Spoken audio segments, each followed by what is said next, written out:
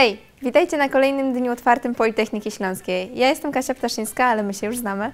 A ja nazywam się Damian Liethań i zajmuję się aktywnością studencką w samorządzie studenckim. Studia na Politechnice Śląskiej to znakomity sposób na połączenie nowoczesnego kształcenia kończącego się prestiżowym dyplomem z rozwojem osobistym i naukowym. Jeśli marzy Wam się kariera badacza albo po prostu lubicie szukać nowych rozwiązań, starych problemów, Albo chcecie zbudować swój prywatny bolid Formuły 1, albo wzbić się w przestworza wykorzystując kamerę podwieszoną pod wyprodukowany własnoręcznie dron, to nie mogliście trafić lepiej. miejsc i ludzi, z którymi wspólnie możecie odkrywać nowe rewiry, nie brakuje. Na uczelni działa ponad 180 studenckich kół naukowych, w których możecie rozpocząć swoją przygodę ze światową nauką. Marzy się komuś połazić po powierzchni Marsa? Albo zaprojektować osadę na czerwonej planecie? Zrobicie to z nami. Studencki ruch naukowy jest niezwykle bogaty. Teraz zapraszam Was na rozmowę z profesorem Leszkiem Remiorzem, pełnomocnikiem rektora do spraw studenckiego ruchu naukowego. Panie profesorze, dlaczego warto angażować się w działalność kół naukowych? No cóż, koła naukowe są takim sposobem na realizację nauki bardziej nieformalnym, można powiedzieć. Nie są to wykłady, nie są to laboratoria, które mają swój plan zajęć. Tam realizujemy swoje jakieś tam zainteresowania i to, co tak naprawdę chcemy robić. Więc bez wątpienia każdy, kto weźmie udział w pracach takich kół, no nie będzie zawiedziony, będzie zadowolony. Studia to głównie zdobywanie wiedzy. Dlaczego jednak warto ją pogłębiać, działając w kołach naukowych? Studia są ułożone zgodnie z jakimś tam planem i dotyczą jakiejś konkretnej dyscypliny, jakiegoś konkretnego kierunku, natomiast koła naukowe są niezwykle interdyscyplinarne. Pozwalają poza tym zdobyć tą wiedzę, którą normalnie na studiach nie zdobywamy. Nie zajmujemy się zwykle praktyczną budową urządzeń, laboratoriów czy jakichś tam stanowisk badawczych w takim jakby, jeżeli zajmujemy się takim studiowaniem w sposób taki tradycyjny. Natomiast koła naukowe łączą wiele różnych aspektów takiego życia naukowego, można powiedzieć nawet takiego głęboko naukowego, ponieważ oprócz tej wiedzy takiej czysto praktycznej trzeba sięgać do tej wiedzy również teoretycznej zdobywanej na zajęciach, na wykładach, a więc pozwalają niejako tą wiedzę bardzo tak głęboko nam uruchomić, rzeczywiście osadzić w takich realiach rzeczywistości. Dlatego jeżeli chodzi o ten sposób rozwoju studentów, to on jest niezwykle efektywny i warto się angażować w takie prace. Czym mogą zajmować się studenckie koła naukowe na Politechnice Śląskiej? Jak wiemy, na naszej uczelni działa ich bardzo dużo, bo aż 180. Trudno to w dwóch słowach powiedzieć, czym one się konkretnie zajmują, ponieważ jak wcześniej wspomniałem, realizujemy tam coś, co zwykle na zajęciach nie jest realizowane, a to oznacza, że każdy wybiera sobie własną tematykę i własną drogę jakąś tam rozwoju. Można tutaj podać jakieś przykłady, w jaki sposób łączona jest ta wiedza teoretyczna zdobywana na zajęciach z tą działalnością w kołach naukowych. No, mamy szereg kół, które odnoszą duże sukcesy na arenie międzynarodowej, budując tam różne urządzenia, bolidy chociażby, czy jakieś tam inne rozwiązania, które później konkurują na targach innowacyjności, konkurują w zawodach różnego rodzaju, a więc studenci czerpią z całej tej linii takiej, bym powiedział, rozwoju człowieka, począwszy od tej czystej teorii takiej wykładowej po realizację taką techniczną, konstrukcyjną, budują to swoje rozwiązanie, no na przykład chociażby bolid jakiś tam, później startują w różnego rodzaju zawodach, mają okazję się skonfrontować z innymi, wyciągają wnioski i wracają z powrotem do tej wiedzy teoretycznej, którą należy wykorzystać, w jaki sposób to poprawić, to nasze rozwiązanie, w jaki sposób uzupełnić, aby w następnym cyklu wypaść lepiej, żeby po prostu w konfrontacji z innymi kołami naukowymi pokazać, że to nasze rozwiązanie, to nasza działalność jest taka najgłębsza, najbardziej przemyślana, uzyskujemy najlepsze wyniki. Panie profesorze, czy studenci działają w kołach naukowych całkowicie samodzielnie, czy mogą liczyć na wsparcie uczelni? Koła naukowe działają bardzo samodzielnie, ale jednocześnie przy ogromnym wsparciu uczelni. Uczelnia nasza jest uczelnią badawczą i realizuje to swoje przesłanie, traktuje to swoje przesłanie bardzo głęboko, to znaczy te badania i to, czym się zajmujemy, ma to być taka działalność bardzo prawdziwa, bardzo taka realistyczna, taka, która przynosi konkretne efekty i uczelnia wspiera koła naukowe, natomiast koło naukowe uczelnia dostarcza narzędzi. Te narzędzia są wykorzystywane przez koła naukowe w taki sposób, w jaki one widzą ten własny rozwój.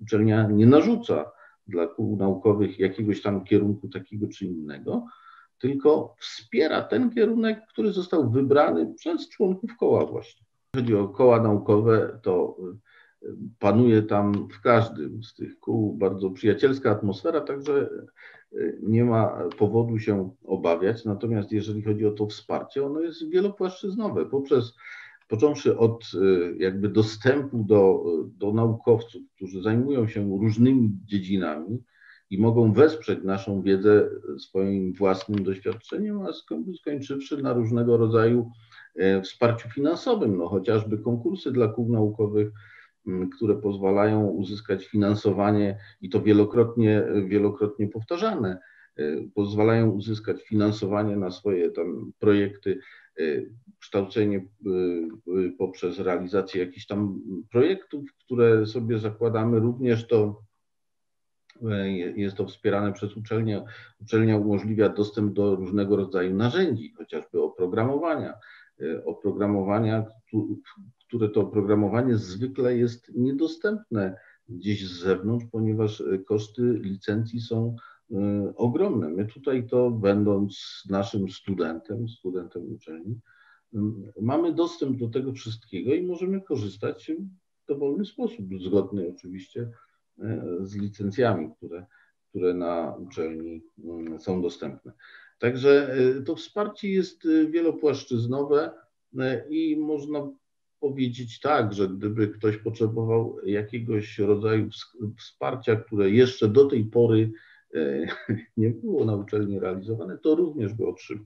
Panie profesorze, czy poleca Pan studia na naszej uczelni? Studiowanie na Politechnice Śląskiej jest fantastyczną przygodą, także warto przyłączyć się do nas, warto tutaj studiować, warto się wpisać do kół naukowych i tam działać, ponieważ tam znajdziemy bez wątpienia jakąś tam samorealizację i przygodę życiową, której nigdy nie będziemy żałować, zawsze będziemy to fantastycznie wspominać. Bardzo dziękujemy za rozmowę.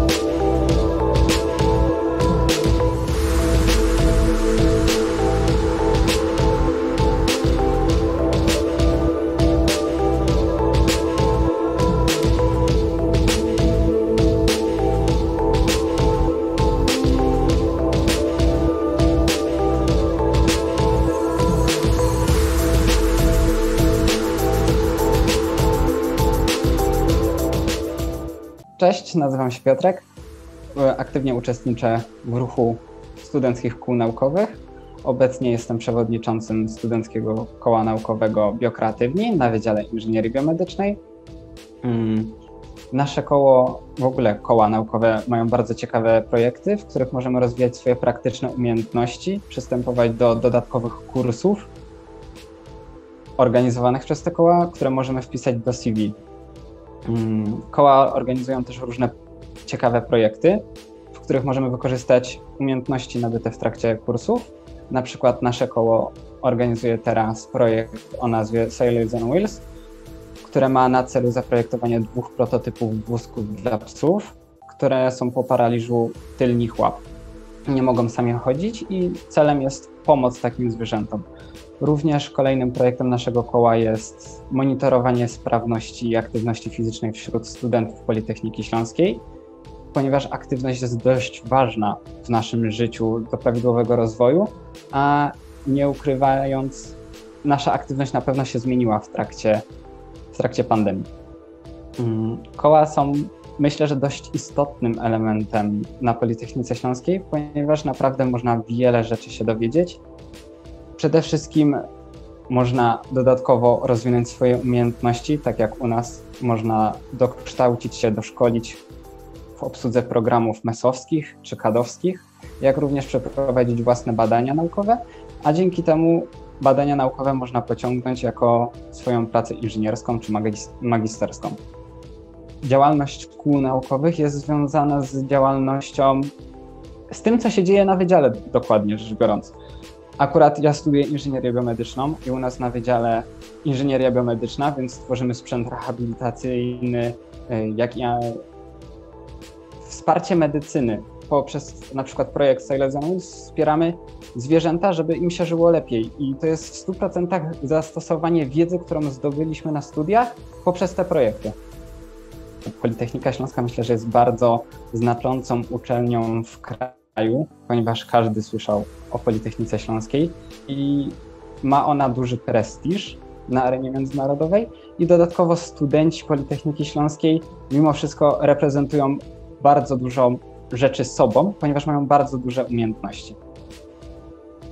Wybrałem Politechnikę Śląską dlatego, że mój tata studiował i jednak mimo wszystko był taki sentyment Politechnika Śląska. Jest to Politechnika Śląska, ma naprawdę duży prestiż patrząc nawet na pracodawców.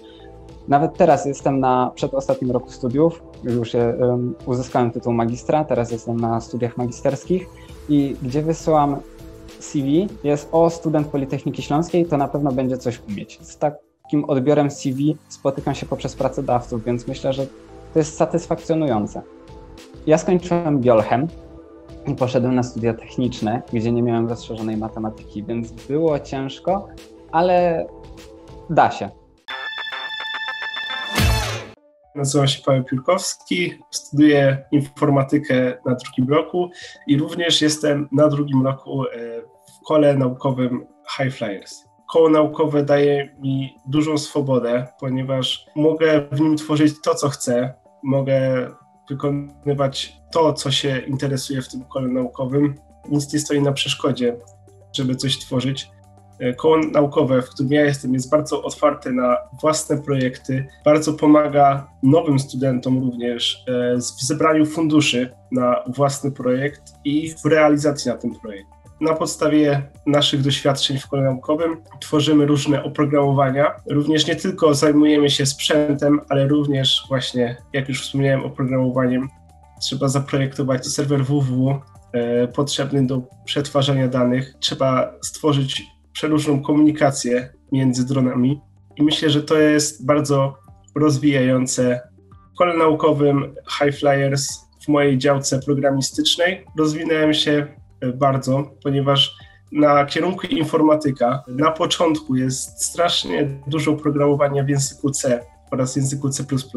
Dzięki temu, że również drony są rozwijane w języku C, C++, mogłem się podszkolić w tych językach i wszystkie projekty, które miałem na przedmiotach programowania komputerów, mogłem zaliczyć na wysoką ocenę. warto się angażować w działalność, ogólnie jakąkolwiek działalność kół naukowych. To nie jest tak, że moje koło jest najlepsze i tylko do niego trzeba dołączyć. Wiem, że bardzo dużo jest kół naukowych na Politechnice Śląskiej, które również w dużym stopniu rozwijają człowieka, ale warto dołączyć do wszelakich kół naukowych, ponieważ można się rozwinąć nie tylko w takich działkach technicznych jak programowanie czy budowa maszyn, elektronika, mechatronika, ale można się rozwinąć w sprawach organizacyjnych. Koło naukowe tak naprawdę działa jak taka mała firma. Trzeba załatwić wiele różnych rzeczy, trzeba się kontaktować z wieloma różnymi zewnętrznymi firmami, trzeba dużo wypełniać wniosków oraz trzeba zorganizować dużo eventów, ale dzięki temu można naprawdę zdobyć wszelakie umiejętności w tych kołach naukowych. Studia na kierunku informatyka wydawały się na początku ciężkie, szczególnie pierwszy rok, nie był za bardzo taki kolorowy, ale już na drugim roku zaczęło się więcej już z taką czystą informatyką związanych przedmiotów i dzięki temu teraz jestem bardziej zainteresowany, bardziej zaangażowany w ten kierunek, mogę się bardziej rozwinąć programistycznie. Również się to sprowadza do koła naukowego, ponieważ uczestniczę w kole naukowym w projekcie PBL, czyli Project Based Learning, nauka poprzez projekt. Dzięki temu mogę rozwinąć się bardziej w moim kierunku informatycznym. Dużo studentów na różnych politechnikach ma tak, że muszą chodzić na wykłady i się męczyć z różnymi przedmiotami. Dzięki Project Based Learning można pominąć przedmioty, które nas zbytnio nie interesują, wziąć tylko te, które po kontakcie z kolegami z wyższego roku są dla nas najbardziej interesujące, a przedmioty nieinteresujące zastąpić projektem, który będzie nam odpowiadał i będzie nam rozwijał w większym stopniu, również już w takim życiowym, ponieważ mi się osobiście wydaje, że pracodawca przyszły bardziej będzie patrzał na studenta, który tworzy taki projekt, lepiej niż na kogoś, kto się w ogóle nie angażował w koła naukowe, w organizacje studenckie. Tak naprawdę ludzie tworzą uczelnie i ludzie są tą uczelnią, więc jeśli chcecie przeżyć naprawdę fajny czas, to zapraszam. Ja nazywam się Jakub Świętek i studiuję mechanikę i budowę maszyn na Wydziale Mechanicznym Technologicznym. Na początku swojej drogi studiów związałem się też na Politechnice Śląskiej z kołem naukowym Policy Racing i w tym kole rozwijamy i budujemy pojazdy wyścigowe, zarówno te spalinowe, jak i te elektryczne. Na swoim koncie mamy już kilka bolidów wyścigowych, z którymi bierzemy udział na międzynarodowych zawodach, a także motocykl elektryczny, który przeciera ślady elektromobilności w Polsce i umożliwia nam prace badawcze nad napędami elektrycznymi i sposobem przekazywania tej energii, co jest dość tematem na czasie obecnym. Koła naukowe to tak naprawdę rozszerzenie tego, co robimy na studiach, bo na studiach zdobywamy wiedzę na pewno teoretyczną, częściowo praktyczną, ale koła naukowe pozwalają nam na dotknięcie, fizycznie dotknięcie tematu, który omawiamy, poszerzenie go. Ja wybrałem Politechnikę Śląską z kilku względów. Od zawsze interesowałem się mechaniką, od zawsze interesowałem się motoryzacją. Zawsze wiedziałem, że to będzie moja przyszłość i kierunek, którym ja chcę podążać. Dlatego studia na Politechnice, a konkretnie kierunek mechanika i budowa maszyn, to był dość naturalny wybór. Dlatego jeżeli ja coś bym miał zmienić, ostatnio się nawet nad tym zastanawiałem, to jedyna rzecz, jaką bym zmienił, to przystąpiłbym do koła naukowego nie w drugim roku studiów, tylko już w pierwszym. Cześć. Koło naukowe CAPTCHA zajmuje się głównie tematyką interakcji człowieka z maszyną. Mamy swój serwer Discord, na którym możemy dzielić się swoją wiedzą, linkami do artykułów i innych ciekawych materiałów dotyczących zagadnień takich jak interfejs mózg-komputer, sztuczna inteligencja, uczenie maszynowe lub data science. Nasze koło funkcjonuje od niedawna, ale na serwerze mamy już ponad 40 osób. Serdecznie zapraszamy. Politechnika Śląska to największa uczelnia techniczna w województwie śląskim. Nasze położenie w centrum ponad 2-milionowej górnośląsko-zagłębiowskiej metropolii oraz katowickiej specjalnej strefy ekonomicznej powoduje, że kształcenie u nas odbywa się we współpracy z wysoko rozwiniętym przemysłem, a laboratoriami są często przemysłowe hale i linie technologiczne. Dostępność najnowszych osiągnięć technologicznych powoduje, że nasi absolwenci nie mają większych problemów ze znalezieniem pracy, a uczelnia staje się atrakcyjnym miejscem dla międzynarodowej społeczności studentów. Ci przyjeżdżają do nas z najdalszych zakątków globu, ciekawi świata i wiedzy wspartej praktycznym doświadczeniem. Posłuchajcie, co nam powiedzieli o studiach na Politechnice Śląskiej.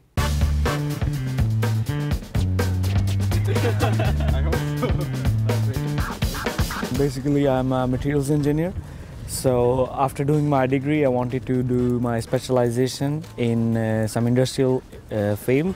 So I started looking for it, and I came across this degree program.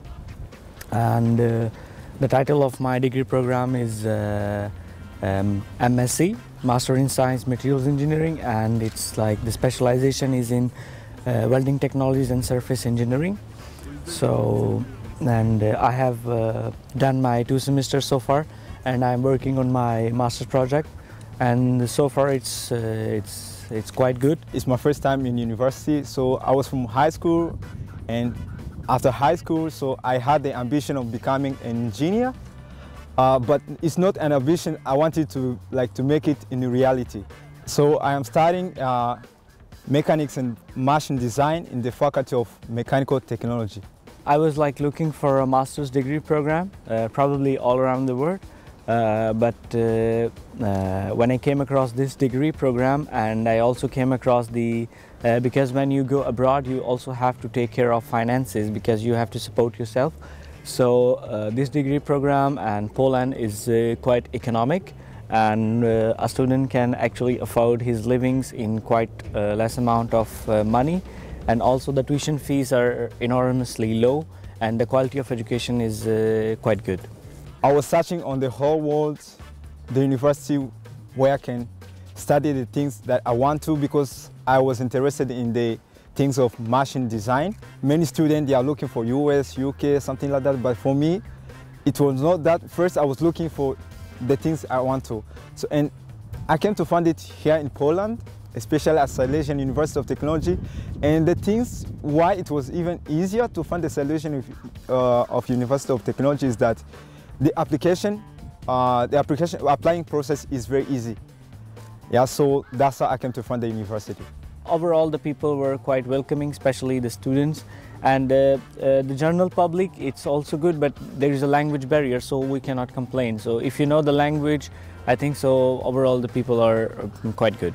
My experience is quite good because what I saw here or what I've learned here is more than my expectation. Anyone who is dreaming about becoming an engineer in real life, I would recommend this university because a lot of things to study, they have good professors who are friendly to students, good lectures, library. The people here, when you need help, when you approach them asking for help, you're going to get help. They are friendly. I also say it very often that coming to Europe for studies, it's not just like studying. It's a name of an experience that you are on your own. You have to survive. You have to manage yourself. Also, you have to study. So you learn a lot along the journey. Słyszeliście o tym, że talenty muzyczne często idą w parze z uzdolnieniami matematycznymi? Nie wiem, ilu genialnych matematyków jest też genialnymi muzykami, ale wiem, że jeżeli kochacie muzykę, to studiując na Politechnice Śląskiej te artystyczne pasje możecie jeszcze rozwijać. A jeśli nie wierzycie, to posłuchajcie. Mimozami jesień się zaczyna. Złotawa, krucha i miła, to ty jesteś ta dziewczyna, która do mnie na ulicę wychodziła. Od twoich listów pachniało w sieni.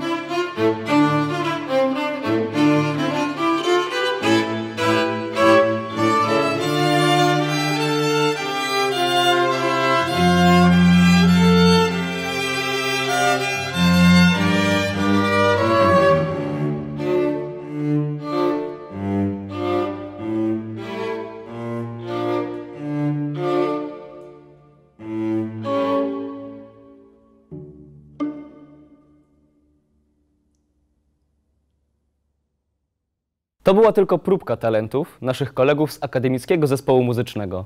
A ja chciałbym Wam powiedzieć, że tak samo jak różnorodna jest oferta naszych kierunków studiów, tak i zróżnicowana jest oferta kół i organizacji studenckich, w których można się realizować artystycznie. Mamy bowiem nie tylko przestrzeń dla śpiewaków czy aktorów, ale i muzyków, i to nie tylko spod znaku klasycznej nuty. Wszyscy, którzy wątpią w ogrom dobra ludzkich serc, chcą Ci wmówić wszystko, zmienić Cię i wyrwać z Ciebie śmiech. Słowo miłość boli, rani i kaleczy ich.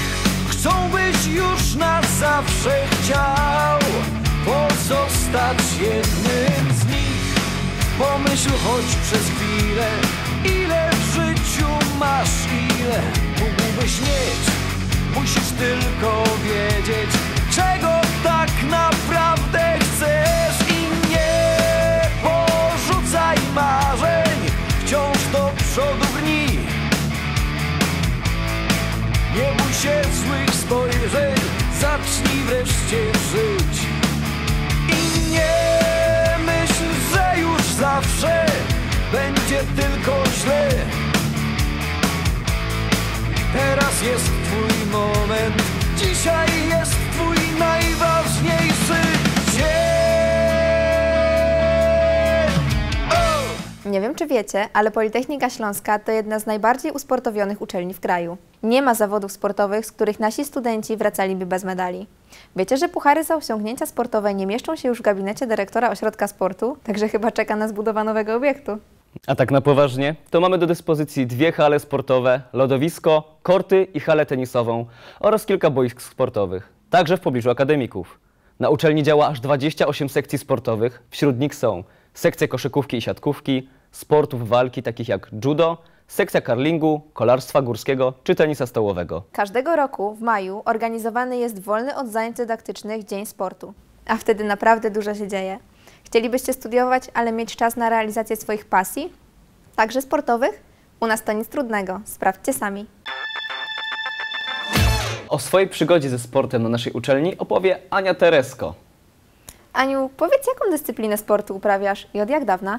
Uprawiam dyscyplinę sportu pływanie. Można powiedzieć, że już około 15 lat. Zaczęłam w wieku lat 6 pływać, ale pierwsze 2 lata to wiadomo taka wstępna nauka pływania. Od 8 roku życia już trenowałam 2 razy dziennie, tak więc można powiedzieć, że to już długi okres czasu. Czy idąc na studia miałaś jakieś obawy, na przykład czy uda Ci się połączyć pasję z nauką? Jeśli miałabym odpowiedzieć tak w zupełności szczerze na to pytanie, to była jedna z tych rzeczy, których obawiałam się najbardziej, ponieważ pływanie to jest taka specyficzna dyscyplina sportu, wymaga treningów 2 razy dziennie, rano i po południu. No i o ile uczelnia, Akademia Wychowania Fizycznego na przykład ma to wszystko dostosowane typowo pod sport, to bałam się, jak to będzie wyglądało w przypadku Politechniki. Ale tu się bardzo miło zaskoczyłam. Prowadzący, wszyscy wykładowcy bardzo byli przyjaźnie nastawieni, bardzo mi pomagali. Na przykład zdarzały się sytuacje, gdzie na wykładach z tyłu rozwieszałam mokre rzeczy na kaloryferze, tak więc byli bardzo wyrozumiali. Wszystko udało się połączyć, czułam duże wsparcie. Aniu, czy bycie sportowcem i jednocześnie studentką Politechniki Śląskiej niesie za sobą dodatkowe korzyści? Oczywiście korzyści są bardzo duże. Przede wszystkim do stypendiów sportowo-naukowych otrzymujemy dodatkowe punkty, do stypendium rektora, tak więc sportowcy mają łatwiejszą możliwość uzyskania takiego stypendium, ale także Politechnika Śląska czynnie angażuje się w życie sportowe, zarówno w okręgu śląskim, bo startujemy w Akademickich Mistrzostwach Śląska, tak jak jakby na poziomie centralnym, czyli na Mistrzostwach Polski. Zawsze wszyscy razem wyjeżdżamy. Politechnika Śląska umożliwia nam taki wyjazd, lokuje nas w hotelach, również mamy zapewniony dojazd, także dużą korzyść można mieć ze startowania pod barwami Politechniki Śląskiej. Wiemy, że niejednokrotnie reprezentowałaś naszą uczelnię w zawodach. Powiedz, jakie są Twoje największe sportowe sukcesy? Myślę, że wicemistrzostwo Polski w kategorii młodzieżowców na Mistrzostwach Polski seniorów i młodzieżowców, także rekord Polski w sztafecie juniorów. Tak szczerze mówiąc, dużo medali zdobywałam właśnie na Akademickich Mistrzostwach Polski, ale także na Mistrzostwach Polski juniorów, młodzieżowców, więc myślę, że to są najważniejsze osiągnięcia. To naprawdę imponujące. Aniu, a czy można na naszej uczelni podchodzić do sportu naukowo? Tak, zdarzało mi się już lokować tą moją pasję gdzieś w naukowych projektach, między innymi na Wydziale Organizacji i Zarządzania w Zabrzu, gdzie studiowałam zarządzanie inżynierii produkcji, na projektach z optymalizacji. Zajmowałam się doborem gum do pływania w kategoriach związanych z ograniczeniem wydatków materiału. To była jedno z pierwszych projektów, w którym mogłam tą część pływania jakoś podciągnąć pod tą naukową. Obecnie studiuję na Wydziale Górnictwa, Inżynierii Bezpieczeństwa i Automatyki Przemysłowej i ostatnio na zajęciach z programowania zajmowałam się doborem stroju startowego dla pływaków. Tam różne kryteria brałam pod uwagę, wiek, rozmiar, nawet preferowany kolor stroju, także gdzieś to się udaje zawsze połączyć. Czy polecasz studia na Politechnice Śląskiej? Oczywiście, jak najbardziej polecam studia na Politechnice Śląskiej, nie tylko sportowcom. Muszę tutaj powiedzieć, że od razu po zakończeniu studiów inżynierskich znalazłam pracę w zawodzie, tak więc szczerze mówiąc bardzo polecam i trzymam kciuki, mam nadzieję, że kiedyś się zobaczymy na korytarzach naszej uczelni. Dziękujemy Ci bardzo za rozmowę i oczywiście życzymy samych sukcesów. Trochę już o naszej uczelni wiecie. Najwyższy czas, abyśmy uważnie przyjrzeli się ofercie naszych kierunków studiów. Jak pamiętacie, z wczoraj mamy ich około 60, w tym wiele bezpłatnych po angielsku. Spójrzmy zatem, co na nadchodzący rok akademicki dla Was przygotowaliśmy. Na początek zapraszamy na spotkanie z Wydziałem Inżynierii Środowiska i Energetyki.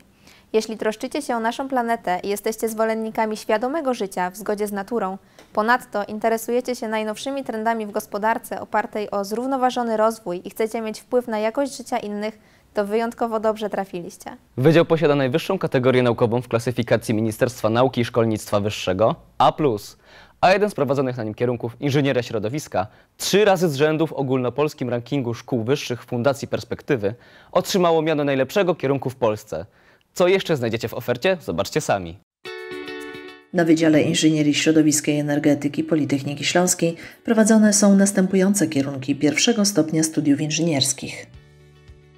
Kierunek biotechnologia. Biotechnologia w ochronie środowiska zakłada wykorzystanie układów biologicznych żywych organizmów i ich składników do rozwiązywania problemów związanych z zanieczyszczeniem środowiska, zmianami klimatu oraz bioprodukcją i bioodzyskiem surowców. Najcenniejsza w zdobywaniu i utrwalaniu wiedzy jest praktyka. Do chętnie realizowanych przez studentów projektów należy Project-Based Learning, pozwalający na nabycie doświadczeń w pracy w interdyscyplinarnej grupie badawczej. Studenci mogą również skorzystać z form bezpośredniej współpracy z naukowcami w ramach mentoringu i tutoringu. Tego typu aktywności są świetną okazją do zapoznania się ze schematami funkcjonowania uczelni z pozycji badacza, a także wdrożenia w formalny świat instytucji. Charakterystyczne dla biotechnologii proponowanej przez Politechnikę Śląską jest wspieranie interdyscyplinarności w ramach proponowanego programu edukacyjnego. Oferta naszej uczelni zakłada realizację przedmiotów z 3 różnych wydziałów, dzięki którym możliwe będzie poznanie niemal każdego obszaru biotechnologii i szlifowanie umiejętności praktycznego wykorzystania zdobytej wiedzy. Tak szerokie poznanie tematu ma realny wpływ na odnalezienie właściwej drogi każdego studenta biotechnologii. A co czeka na każdego studenta biotechnologii? Zobaczcie sami. Studenci biotechnologii w trakcie zajęć laboratoryjnych, projektów studenckich czy projektów dyplomowych mają do dyspozycji najnowocześniejszy sprzęt oraz materiały. Przenieśmy się teraz do jednego z takich laboratoriów i zobaczmy, jak wygląda to w rzeczywistości. Obecnie znajdujemy się w Laboratorium Biologii Molekularnej. To właśnie tutaj zajmujemy się kwestiami związanymi z możliwością wykorzystania mikroorganizmów obecnych w środowisku pod kątem ich zastosowania w ochronie środowiska oraz szeroko pojętej gospodarce obiegu zamkniętego. Kierunek energetyka. Energetyka jest jednym z głównych filarów gospodarki, który podlega nieustannej transformacji. Potrzebuje inżynierów energetyków. Na kierunku energetyka kształceni są specjaliści dla branży energetycznej w 5 obszarach specjalizacji. Absolwenci kierunku energetyka mają specjalistyczne wykształcenie i szeroką wiedzę branżową, w tym z zakresu urządzeń i nowoczesnych technologii energetycznych, odnawialnych źródeł energii, procesów innowacyjnych i modernizacyjnych w energetyce. Mogą znaleźć zatrudnienie m.in. w przedsiębiorstwach energetycznych, firmach remontowych, spółkach gazownictwa, biurach projektowych czy firmach konsultingowych. Studenci tego kierunku zdobywają nie tylko wiedzę teoretyczną, ale i praktyczną, realizując projekty i wykorzystując laboratoria. W 2019 roku Polska Komisja Akredytacyjna przyznała kierunkowi energetyka ocenę wyróżniającą. Cześć, nazywam się Adrian Czajkowski, jestem absolwentem kierunku energetyka na Wydziale Inżynierii Środowiska i Energetyki Politechniki Śląskiej. Studia na tym kierunku przygotują się m.in. do objęcia stanowisk kierowniczych, dyrektorskich i zarządczych w przedsiębiorstwach z każdego sektora gospodarki. Zapotrzebowanie na energię występuje wszędzie. Ponadto nabędziesz wiedzy, dzięki której otworzysz własną firmę i będziesz mógł spróbować swoich sił w biznesie. Studiuj energetykę. Gospodarka o obiegu zamkniętym to przyszłość. Odchodzimy od tego, by rabunkowo eksploatować środowisko naturalne. Każdy odpad jest teraz surowcem. Gospodarka o obiegu zamkniętym stanowi najważniejszy element Zielonego Ładu Unii Europejskiej. GOS przyniesie nie tylko poprawę jakości środowiska naturalnego, ale również da impuls do rozwoju szacowanego na 600 miliardów euro rocznie. Potrzebni są jednak specjaliści, którzy będą go wdrażali.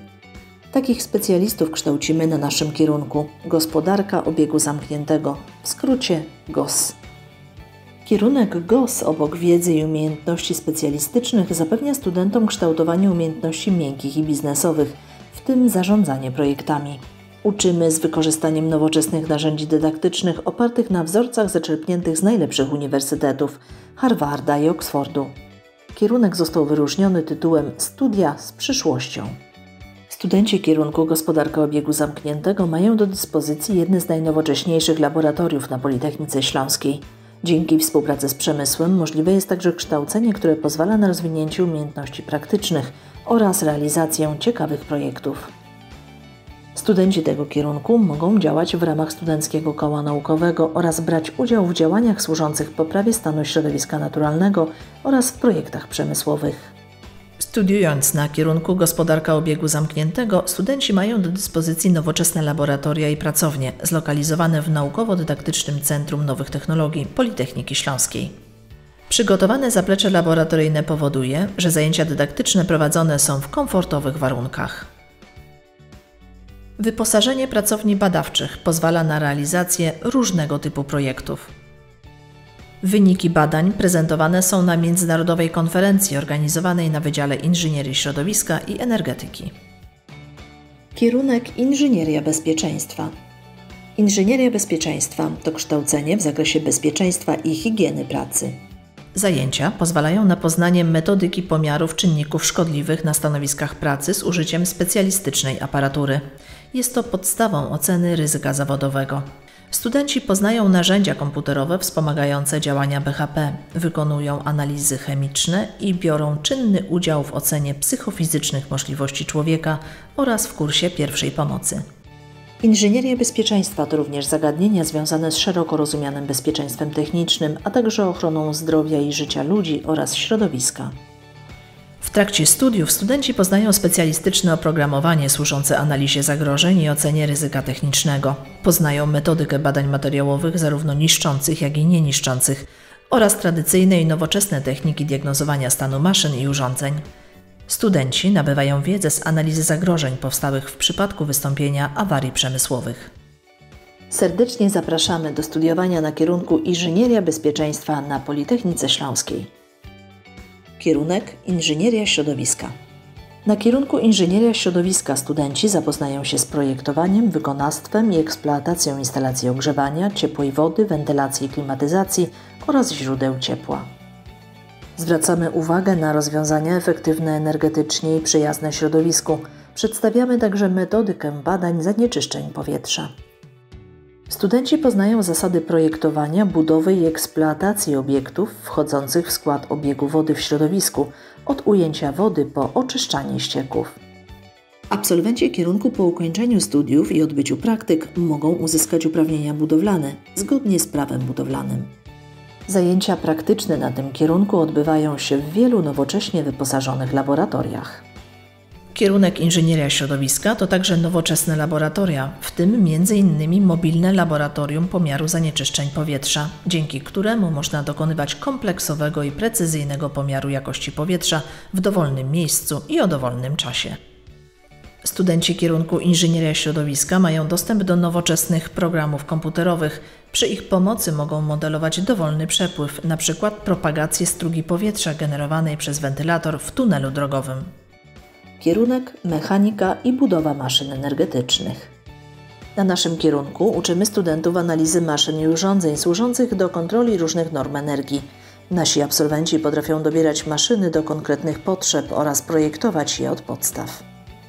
Podczas zajęć studenci korzystają ze specjalistycznego oprogramowania. Umożliwia to szybkie wdrożenie do zadań zawodowych. Na tym kierunku stawiamy na takie podejście do spraw technicznych, które opiera się na automatyzacji procesów i możliwości ich zdalnej kontroli. Do dyspozycji studentów pozostają zmodernizowane laboratoria. Studenci poznają w nich budowę i działanie maszyn oraz sposoby ich efektywnego wykorzystania. Uczą się również nowoczesnych metod pomiarowych oraz tworzenia systemów automatyki i sterowania maszyn.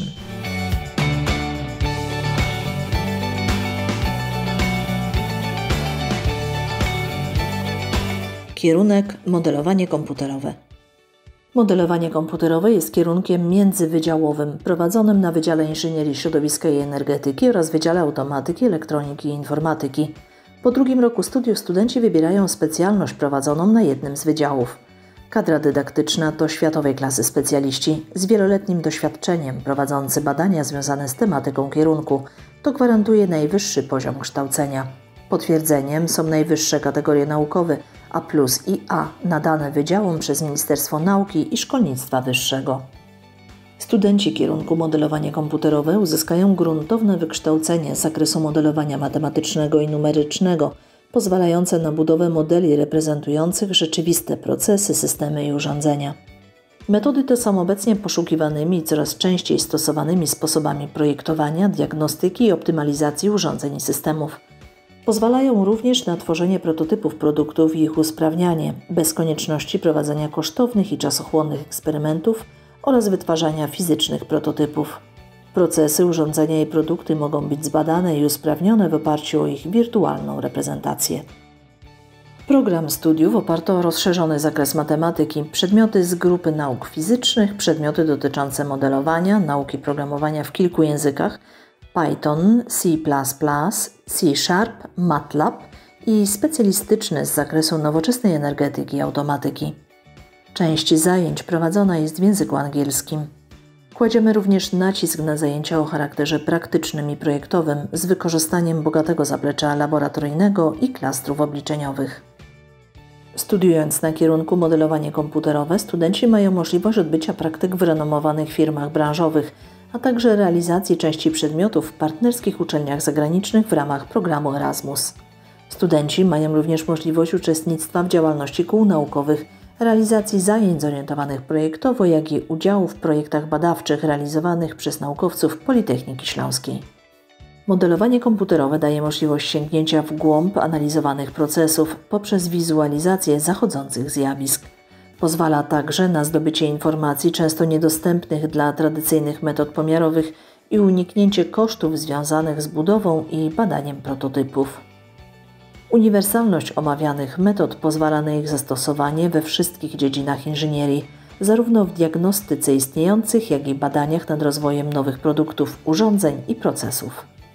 Metody komputerowe pozwalają na optymalizację procesów, produktów i urządzeń, przyspieszenie procesu projektowania i wprowadzania produktu na rynek. Ich cechą charakterystyczną jest możliwość wykrywania przyczyn awarii, jak również przewidywanie ich wystąpienia poprzez wykorzystanie metod sztucznej inteligencji, uczenia maszynowego i tzw. bliźniaków cyfrowych, będących wirtualnymi odpowiednikami rzeczywistych urządzeń.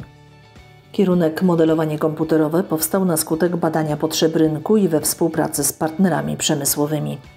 Potencjalne miejsca pracy absolwentów kierunku to koncerny przemysłowe, firmy konsultingowe, biura projektowe i konstrukcyjne, jak i jednostki badawczo-rozwojowe wszystkich branż inżynierii. Lubicie wiedzieć, z czego coś jest zrobione? Interesują Was nowoczesne materiały i technologie wytwarzania, przetwórstwa i recyklingu? Fascynuje Was proces doskonalenia materiałów metalowych, ceramicznych, polimerowych i kompozytowych? Macie może w sobie duszę odkrywcy i polujecie na nowy grafen? Jeśli wszystkie odpowiedzi są na tak, mamy dla Was miejsce idealne. studia na kierunkach prowadzonych przez Wydział Inżynierii Materiałowej, czyli Zarządzaniu i Inżynierii Produkcji, Inżynierii Materiałowej i Informatyki Przemysłowej. Po szczegóły odsyłamy na stronę rekrutacji www.rekrutacja.polysyly.pl.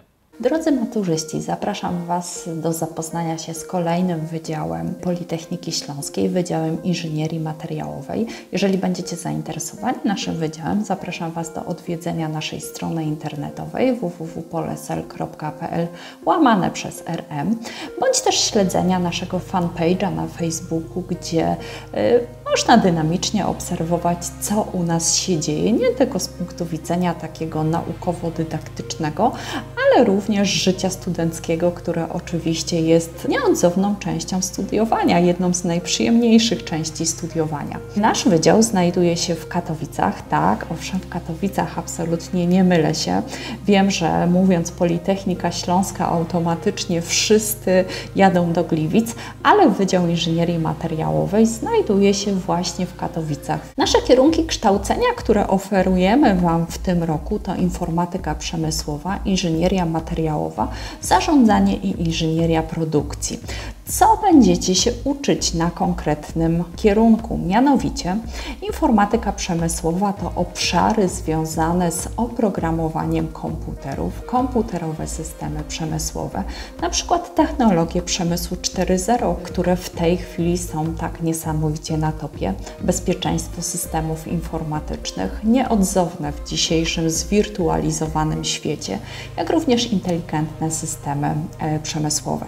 Informatyka przemysłowa to nie tylko umiejętność napisania gry komputerowej, czy też stworzenia firmowej strony, ale również okiełznanie automatyki i robotyki, czyli współpraca z przedsiębiorstwami przemysłowymi przy ich parku maszynowym, które te przedsiębiorstwa z dnia na dzień stają się coraz bardziej zdigitalizowanymi przedsiębiorstwami.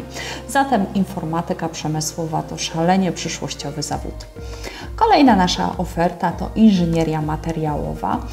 Wiem, że to bardzo enigmatyczny kierunek, niewiele mówiący, co na inżynierii materiałowej się uczy.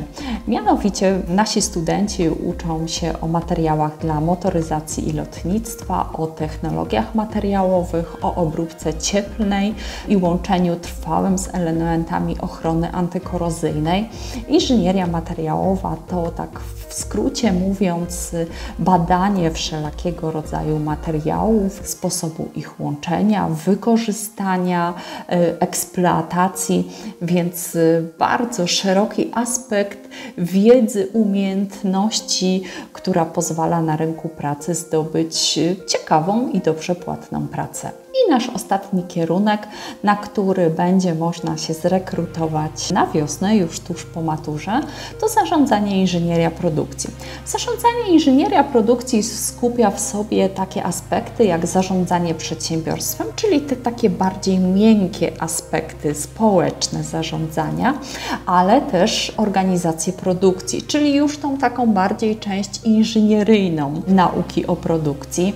Oczywiście nie może zabraknąć bezpieczeństwa i higieny pracy, szczupłego zarządzania, czyli tak zwanego lean manufacturing, wzornictwa przemysłowego i oczywiście druku 3D, który jest obecnie bardzo popularny na rynku i w przedsiębiorstwach. Proszę Państwa, co nas wyróżnia? Dlaczego warto wybrać naszą uczelnię, nasze kierunki? Oczywiście zachęcamy do tego, aby zostać inżynierem, ponieważ wszystkie badania wskazują na to, że to właśnie inżynierowie mają szansę na najlepiej płatną pracę. Zachęcamy do tego, żeby zbudować nami swoją przyszłość i nam powierzyć swoją przyszłość. Jesteśmy uczelnią z bardzo ugruntowaną pozycją i tradycją, zatem wiemy, co robić, wiemy, czego potrzebują pracodawcy i wiemy, jaką wiedzę powinniście mieć, aby zdobyć świetną pracę i realizować swoje marzenia. Oczywiście to, co nas wyróżnia, to spora ilość praktycznych zajęć, możliwość zdobywania ciekawej pracy w przeróżnych branżach i będziecie posiadać wiedzę bardzo pożądaną na rynku pracy. Będziecie absolwentami renomowanej uczelni, znanej w Polsce, ale również na świecie, inżynierami z interdyscyplinarną wiedzą, atrakcyjnymi i konkurencyjnymi kandydatami na rynku pracy. Oczywiście gwarantujemy Wam możliwość nauki i rozwoju dzięki wielu projektom, które prowadzimy oraz współpracy z biznesem. Ta współpraca z biznesem zapewnia Wam praktyki przemysłowe, jak również prace realizowane w przedsiębiorstwach. Mam tutaj na myśli prace inżynierskie i prace magisterskie. Ponadto nie musicie się obawiać o stypendia, jak również o wszelkiego rodzaju inne możliwości rozwoju, typu wyjazdy zagraniczne do współpracujących z nami uczelni zagranicznych w ramach umowy Erasmusa, ale też cały szereg różnego rodzaju aktywności, które są nakierunkowane na to, abyście zdobywali jak największą wiedzę, jak na przykład uczestnicząc w działaniach naszych kół naukowych. Nie wiem, czy zwróciliście uwagę, na wielu slajdach wciąż pojawiają się studentki. Tak, oczywiście na naszym wydziale około 49% to są właśnie panie. Dlatego zachęcamy też panie do studiowania na Politechnice. Przełammy stereotypy. Inżynierem nie musi być mężczyzna. Kobiety też sobie świetnie radzą w strukturach inżynierskich. Zatem, proszę Państwa, trzymam za Was kciuki na maturze, abyście osiągnęli jak najwyższe wyniki, aby matura okazała się dla Was łatwa. I zapraszam Was do kampusu Politechniki Śląskiej w Katowicach do studiowania na jednym z 3 naszych kierunków. Do zobaczenia od października. O tym, że matematyka jest królową nauk, każdy zapewne słyszał. Ja przede wszystkim w końcu wybrałam ten wydział. Wielu z Was, jak do królowej, podchodzi jednak do niej z pewną taką nieśmiałością. Ale nie bójcie się. My rozbudzimy w Was fascynację tą dyscypliną, bo na naszym Wydziale Matematyki Stosowanej łączymy zastosowania matematyki i informatyki. No i wszechstronnie Was rozwijamy, doskonaląc kreatywne myślenie, logikę i umiejętności analityczne.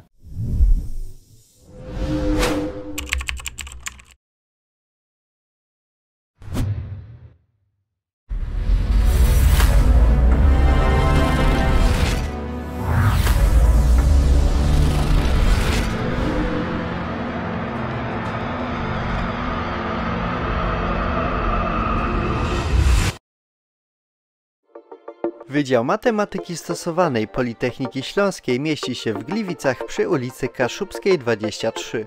W 2017 roku Wydział Matematyki Stosowanej otrzymał kategorię naukową A. Oznacza to, że poziom działalności naukowej i badawczo-rozwojowej został uznany za bardzo dobry. Na wydziale prowadzone są 2 kierunki studiów: matematyka i informatyka. Na studiach pierwszego stopnia o kierunku matematyka są do wyboru 3 specjalności: matematyka finansowa, matematyka informatyczna oraz matematyka stosowana. Na studiach pierwszego stopnia o kierunku informatyka jest do wyboru 6 specjalności: inżynieria analizy danych, multimedia, programowanie aplikacji mobilnych, programowanie internetu, przetwarzanie i ochrona informacji, sieci komputerowe, bezpieczeństwo i zarządzanie.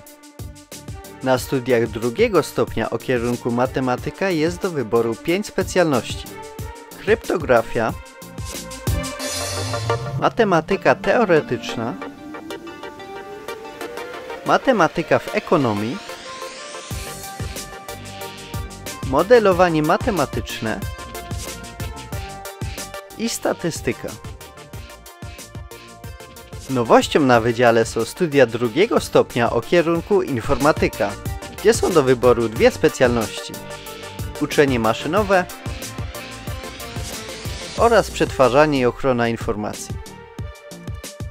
Programy studiów dają duże możliwości indywidualizacji i dostosowania do zainteresowań studentów oraz wymagań rynku pracy. W rozwijaniu pasji studentów pomoże znakomita kadra naukowa oraz świetnie wyposażone laboratoria naukowe. Wydział posiada 9 laboratoriów wyposażonych w bardzo wydajny sprzęt. Wysokiej klasy komputery z procesorami najnowszej generacji rodziny Intel i7, AMD Ryzen 7, a nawet AMD Ryzen 9 pozwalają na wykonywanie zaawansowanych obliczeń, doświadczeń i badań naukowych. Oprócz tego wydział posiada drukarkę 3D, okulary do wirtualnej rzeczywistości, sensor ruchu Kinect, projektor laserowy, programowalne roboty i wiele więcej. Dzięki tak szerokiemu wachlarzowi możliwości każdy student ma szansę rozwijania swoich zainteresowań w ramach zajęć, a także rozmaitych kół naukowych. Nasi studenci są laureatami konkursu Diamentowy Grant, a także zdobywcami stypendium Ministra Nauki i Szkolnictwa Wyższego oraz medalu Omnium Studiosorum Optimo. Tematyki projektów badawczych i dydaktycznych są dość zróżnicowane, przykładowo obejmują analizę obrazów, pojęcia z zakresu sztucznej inteligencji czy przetwarzania równoległego. Absolwent kierunku matematyka będzie posiadał szeroką wiedzę z zakresu klasycznych i nowoczesnych metod matematycznych oraz sposobów ich wykorzystania w nauce, technice i gospodarce. Będzie także potrafił interpretować i analizować procesy w gospodarce, stosując również nowoczesne metody informatyczne. Absolwenci kierunku informatyka będą posiadać wiedzę z zakresu rozwijanych systemów informatyki i ich zastosowań oraz działania współczesnych systemów komputerowych, podstaw informatyki, systemów operacyjnych, sieci komputerowych, baz danych i inżynierii oprogramowania. Będą posiadać także umiejętności programowania komputerów oraz urządzeń mobilnych, a także przygotowanie matematyczne.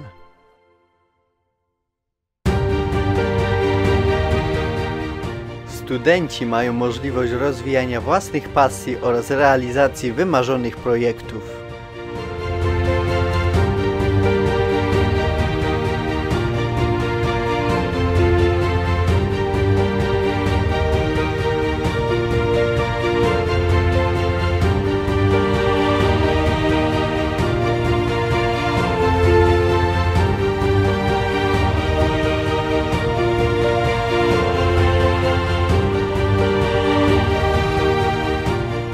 Potężny zespół serwerów, sieć światłowodowa, błyskawiczna sieć Wi-Fi, lokalna domena, lokalne magazyny danych i dużo więcej.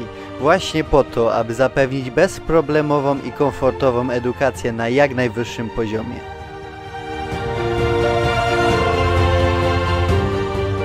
Wydział posiada także specjalnie przystosowane pomieszczenie do nagrywania oraz transmisji zajęć, aby sprostać wymaganiom kształcenia na odległość.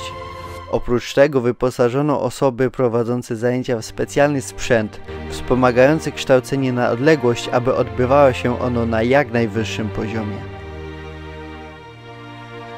Wydział Matematyki Stosowanej Politechniki Śląskiej. Wydział z przyszłością i tradycjami. Studiuj z nami.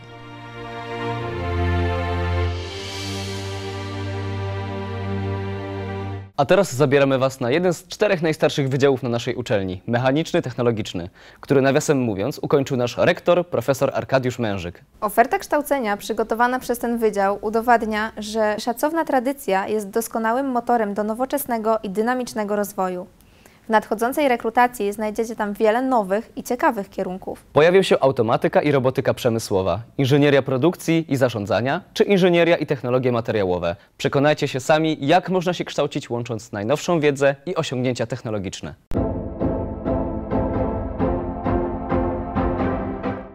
W dzisiejszych czasach wszyscy chcą studiować informatykę. Ale tak naprawdę warto skoncentrować się też na tym, co wykonuje polecenia systemów informatycznych. Mechanika, robotyka, materiałoznawstwo. To wszystko odpowiedzi są na Wydziale Mechanicznym Technologicznym. Tam jest przyszłość.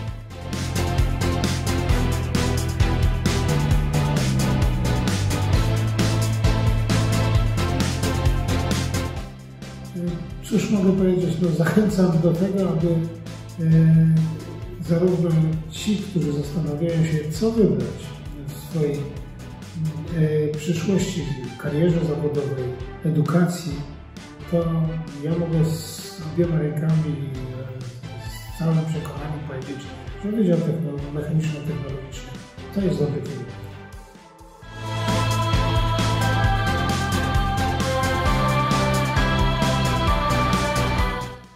Firma Michael, która od 40 lat działa w branży motoryzacyjnej i metalowej, posiada bardzo wielu inżynierów z tego wydziału. Na dzień dzisiejszy w naszej firmie pracuje kilkunastu inżynierów po Wydziale Mechanicznym Technologicznym po różnych kierunkach. Myślę, że ten wydział trzeba szczególnie polecić wszystkim, którzy chcą w przyszłości pracować w przemyśle i którzy chcą projektować ciekawe maszyny, urządzenia, a nawet samochody i samoloty.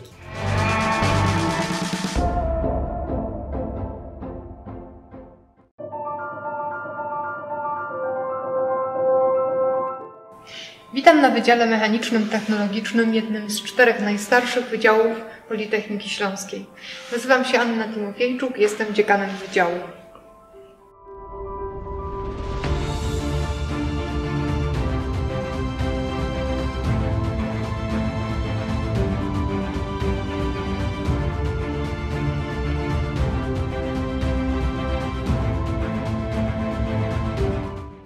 Na Wydziale Mechanicznym Technologicznym prowadzonych jest obecnie 6, a w zasadzie 7 kierunków studiów. Pierwszy, najstarszy kierunek z bardzo bogatymi tradycjami to mechanika i budowa maszyn, która prowadzona jest obecnie w 3 odmianach. Mechanika i budowa maszyn, profil ogólnoakademicki, to kierunek, którego program od tego roku akademickiego jest bardzo mocno zmieniony. Oprócz zajęć zblokowanych merytorycznie i organizacyjnie, w programie znalazło się bardzo wiele zajęć prowadzonych w trybie projektowym oraz zajęć, które prowadzone są przez naszych partnerów przemysłowych. Mechanika i budowa maszyn, studia dualne, to studia, podczas których prawie 50% czasu studenci spędzają w firmach partnerskich, odbywając staże.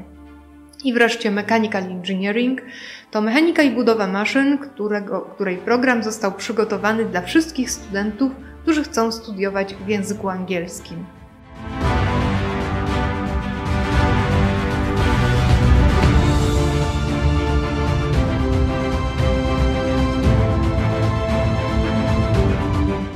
Oprócz tego kierunku prowadzimy jeszcze automatykę i robotykę przemysłową, mechatronikę przemysłową, inżynierię produkcji i zarządzania oraz inżynierię i technologie materiałowe.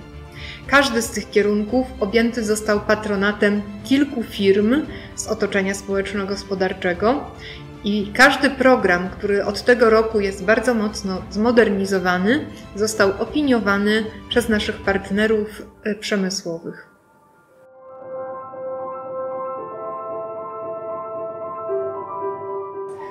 Zapraszamy do studiowania w Politechnice Śląskiej na Wydziale Mechanicznym i Technologicznym. Nasze kierunki zapewniają dobre przygotowanie do startu w życie zawodowe.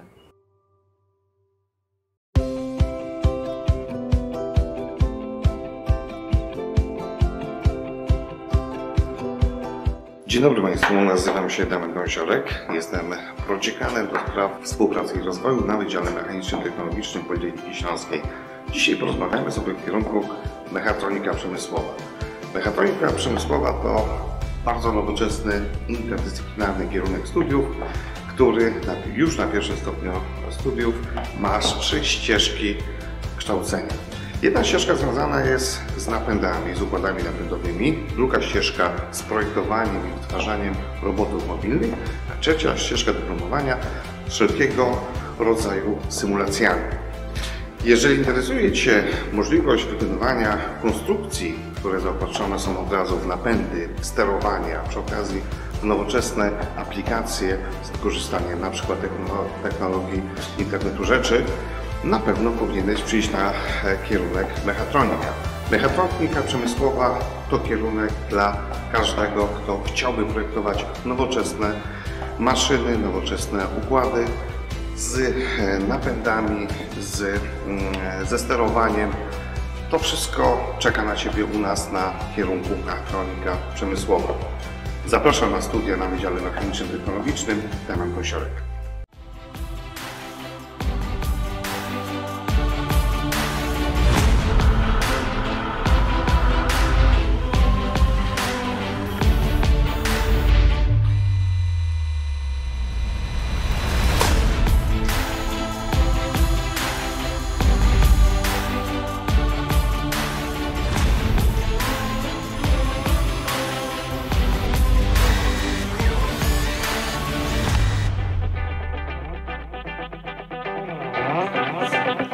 Jaki jest najbardziej znany kierunek na Wydziale Mechanicznym Technologicznym i najstarszy przy okazji?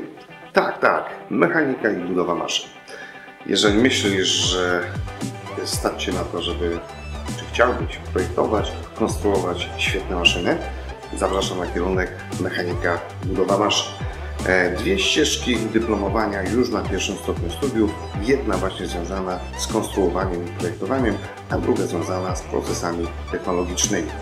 3,5 semestrów, ogrom wiedzy, ale wiedzy, która jest świetnie ułożona, zaplanowana tak, żebyś odnalazł się w pracy zawodowej. Zapraszam na kierunek mechanika i budowa maszyn. Najstarszy kierunek na Wydziale Mechanicznym Technologicznym. Mechanika i budowa maszyn. Polecam serdecznie, Damian Gąsiorek.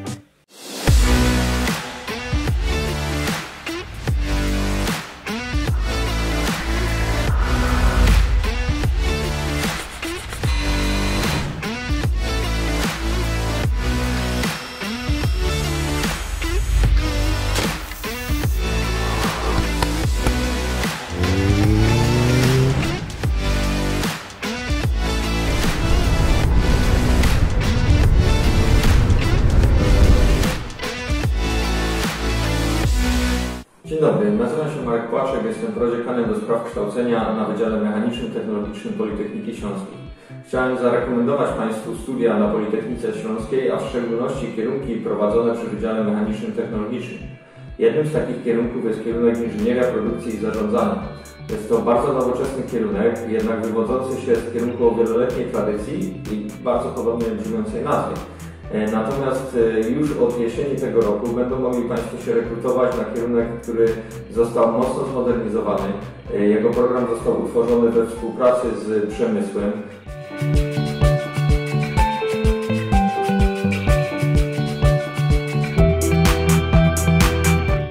W ramach studiów pierwszego stopnia na kierunku Inżynieria Produkcji i Zarządzania można wybrać jedną z 2 ścieżek dyplomowania i wyspecjalizować się w zakresie zarządzania procesami wytwórczymi bądź też inżynierii przemysłowej. Natomiast na drugim stopniu studiów oferujemy Państwu 2 specjalności studiów. Pierwsza z nich to organizacja, doskonalenie i informatyzacja produkcji, natomiast druga to jakość, środowisko i bezpieczeństwo pracy.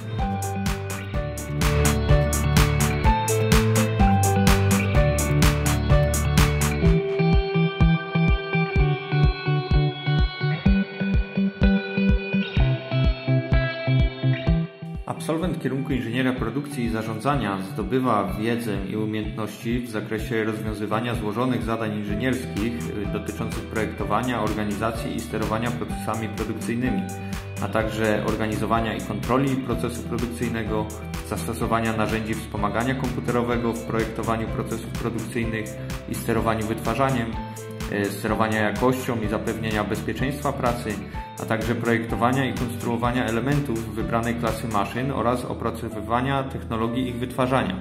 Myślę, że są to zagadnienia bardzo interesujące i pozwalają na zdobycie bardzo ciekawej i pełnej wyzwań pracy zawodowej.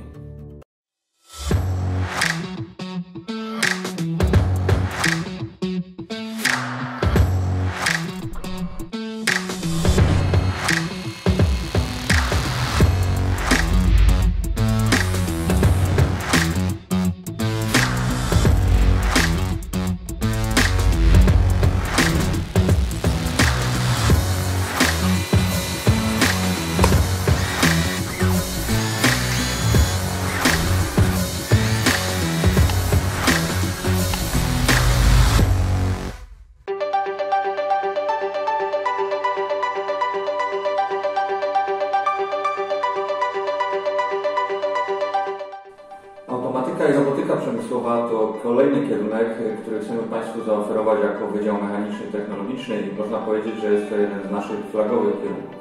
Wybierając ten kierunek studiów, przede wszystkim będziecie mogli Państwo skorzystać z bardzo bogatej bazy laboratoryjnej, wyposażonej w najbardziej nowoczesny sprzęt z zakresu automatyki i robotyki przemysłowej. Laboratoria wyposażone zostały we współpracy z przemysłem, więc spotkacie Państwo w nich dokładnie taki sam sprzęt, na jakim będziecie w przyszłości pracowali jako automatycy czy robotycy. Ścieżki dyplomowania, które oferujemy na pierwszym stopniu studiów, to automatyka przemysłowa i robotyka przemysłowa. W pierwszym przypadku ta ścieżka skierowana jest dla osób zainteresowanych nowoczesnymi rozwiązaniami automatyki przemysłowej, systemami pomiarowo-kontrolnymi stosowanymi w wytwarzaniu, projektowaniem układów automatyki przemysłowej, przemysłowymi sieciami informatycznymi, programowaniem sterowników PLC i tym podobnymi zagadnieniami. Natomiast ścieżka dyplomowania robotyka przemysłowa skierowana jest dla osób zainteresowanych robotyzacją procesów produkcyjnych, projektowaniem przemysłowych systemów zrobotyzowanych, oprzyrządowania robotów, zainteresowanych metodami modelowania otoczenia robotów, komputerowego wspomagania prac inżynierskich, programowaniem online i offline robotów przemysłowych. Myślę więc, że kierunek jest bardzo atrakcyjny dla osób zainteresowanych automatyzacją i robotyzacją przemysłu.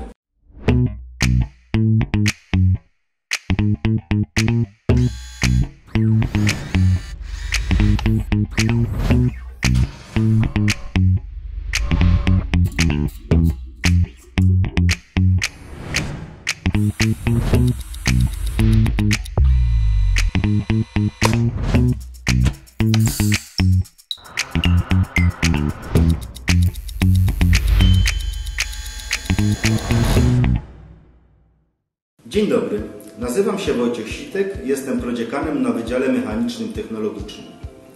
Chciałbym Państwa zaprosić do studiowania na kierunku Inżynieria i Technologie Materiałowe.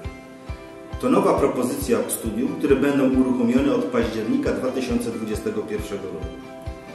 Kierunek Inżynieria i Technologie Materiałowe jest propozycją dla wszystkich tych, którzy chcą poznać i nauczyć się, jak projektować, wytwarzać i kształtować nowoczesne materiały i jakie stosować do tego technologie. Technologie zarówno dla tych bardzo klasycznych materiałów, jak stale czy stopy metali lekkich, stosowane w motoryzacji czy budowie maszyn, jak i materiały kompozytowe i polimerowe, stosowane na przykład w lotnictwie czy kosmonautyce.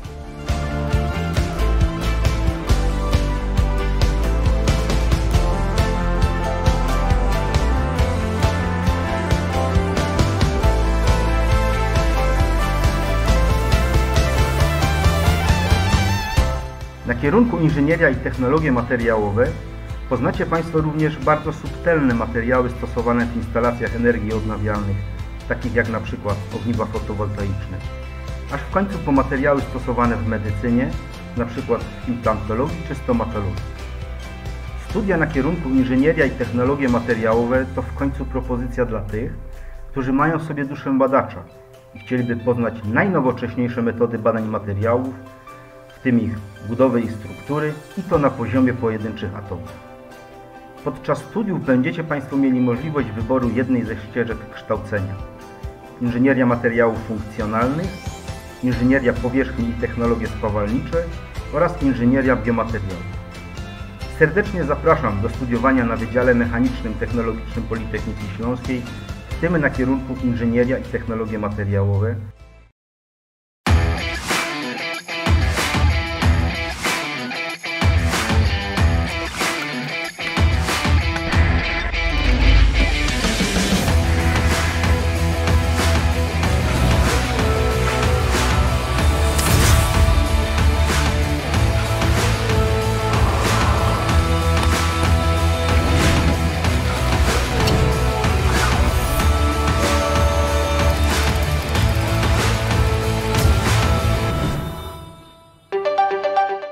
Chciałbym Państwa zaprosić do studiowania na kierunku Mechanika i Budowa Maszyn, studia dualne.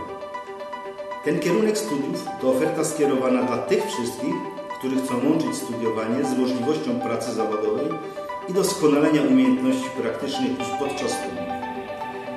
Kierunek studiów Mechanika i Budowa Maszyn, studia dualne, oferuje wybór jednej ze ścieżek kształcenia, jakie przewidziano w programie, konstrukcyjno-projektowej lub technologiczno-materiałowej. Podczas studiów będziecie Państwo mieli możliwość poznania m.in. zarówno metod projektowania i konstruowania maszyn, w tym nowoczesnych metod komputerowych, jak i technologii wytwarzania konstrukcji i ich elementów, w tym np. robotów czy elementów konstrukcji lotniczych.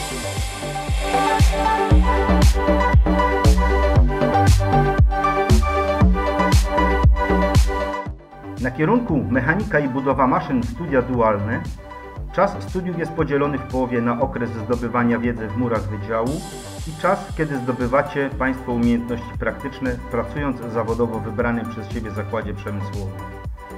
Niezaprzeczalnym atutem takiej formy studiowania jest nasza długoletnia i bardzo szeroka współpraca z otoczeniem społeczno-gospodarczym, w tym ze znaczącymi podmiotami życia gospodarczego, takimi jak Katowicka Specjalna Strefa Ekonomiczna, zrzeszająca kilkaset firm z praktycznie wszystkich branż przemysłu, czy klastry branżowe, jak klaster Automotive, czy klaster firm lotniczych.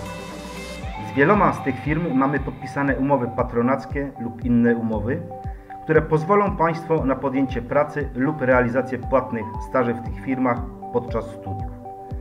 Zachęcam jeszcze raz do wyboru kierunku Mechanika i Budowa Maszyn, studia dualne i do zapoznania się z pełną informacją na temat tego kierunku dostępną na naszych stronach.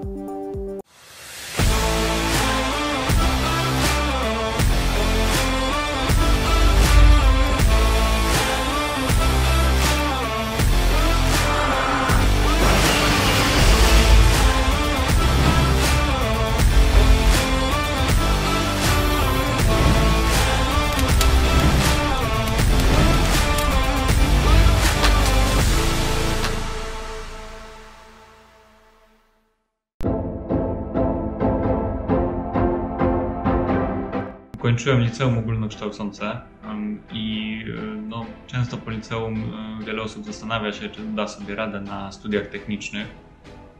Ja też miałem taką obawę, ale postanowiłem spróbować i wybrałem Wydział Mechaniczno-Technologiczny, głównie ze względu na bogatą współpracę z przemysłem.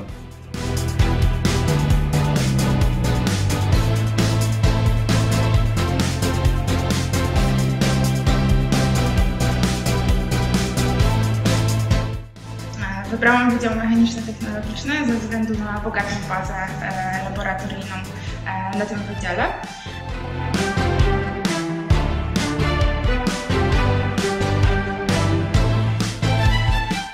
Do Wydziału Mechanicznego Technologicznego przekonali mnie moi starsi koledzy, którzy tutaj studiowali i bardzo sobie chwalili zajęcia, na których spotykali się z dużą ilością rzeczywistych obiektów, a nie tylko z zajęciami teoretycznymi.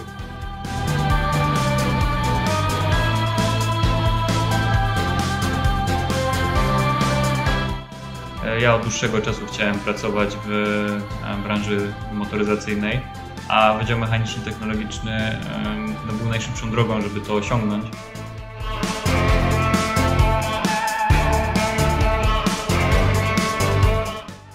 Studia na Wydziale Mechanicznym i Technologicznym to nie tylko nauka, która oczywiście jest bardzo ważna, ale także studenckie życie, czyli imprezy, spotkania ze znajomymi. Ze studiowania najlepiej wspominam właśnie te spotkania, przerwy między zajęciami, na których razem ze znajomymi siedzieliśmy na studenckiej jadalni i rozmawialiśmy, graliśmy w planszówki i przygotowywaliśmy się do zajęć.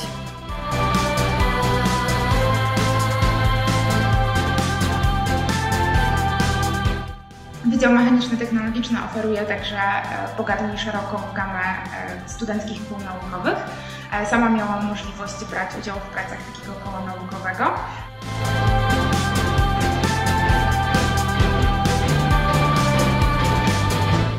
Jesteśmy studentkami koła naukowego Sedition Green Power. W ramach koła zajmujemy się projektowaniem i budową bolidów elektrycznych. Uczelnie techniczne są bardzo interesujące i myślę, że przyszłościowe. Zajęcia prowadzone na naszej uczelni są ciekawe, jest dużo zajęć praktycznych, co myślę, że jest bardzo ważne, bo pomaga później w zdobyciu wymarzonej pracy. I trzeba pamiętać o tym, że dziewczyny są tak samo dobre w przedmiotach ścisłych jak mężczyźni.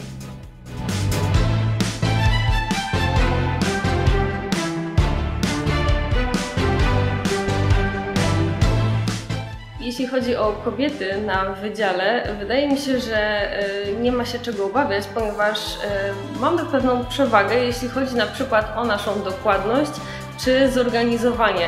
Tutaj panowie czasami mają problemy, ale dziewczyny im chętnie pomagają i dużo łatwiej idzie nam praca w grupie, robienie wspólnych sprawozdań, nie tylko w grupie same panie, sami panowie, ale właśnie w takich grupach mieszanych pracuje się najlepiej, ponieważ panowie mają swoje mocne strony, a także panie mają swoje mocne strony, w którym właśnie jest ta organizacja, kontrola i dobre zarządzanie.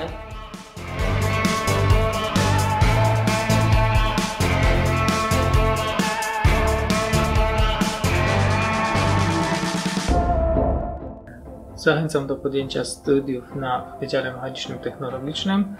Studia te przygotowują bardzo dobrze przyszłych inżynierów w przemyśle. Zapraszam wszystkich kandydatów do studiowania na Wydziale Mechanicznym Technologicznym na Politechnice Śląskiej. Zapraszam wszystkich na studia na Wydziale Mechanicznym Technologicznym. Na pewno nie będziecie żałować. Zapraszam wszystkich serdecznie do studiowania na Wydziale Mechanicznym Technologicznym. Zapraszam serdecznie na studia na Wydziale Mechanicznym Technologicznym, gdzie każdy znajdzie obszar zainteresowań dla siebie.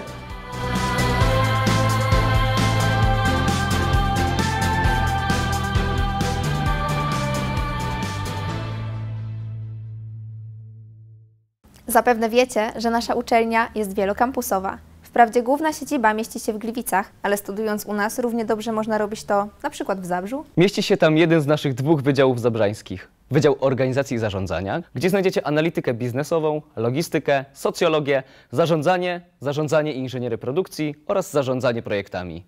Jak widzicie, Politechnika Śląska to nie tylko kuźnia inżynierów, ale i menadżerów.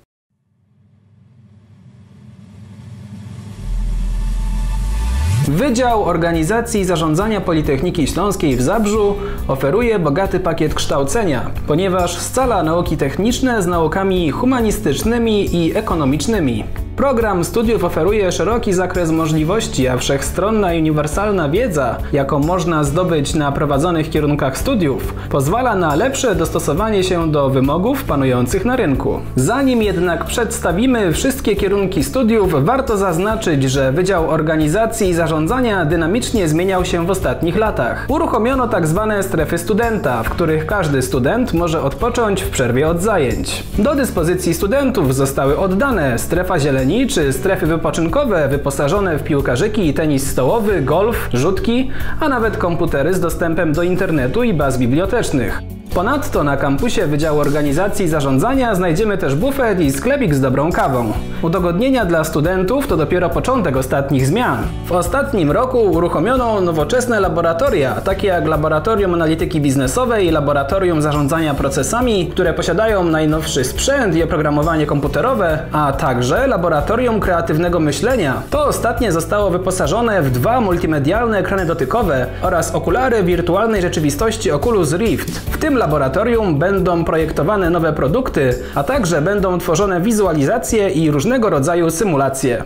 Przejdźmy teraz do kierunków kształcenia, jakie oferuje Wydział Organizacji Zarządzania, a są nimi logistyka, zarządzanie projektami, socjologia, analityka biznesowa, zarządzanie i inżynieria produkcji.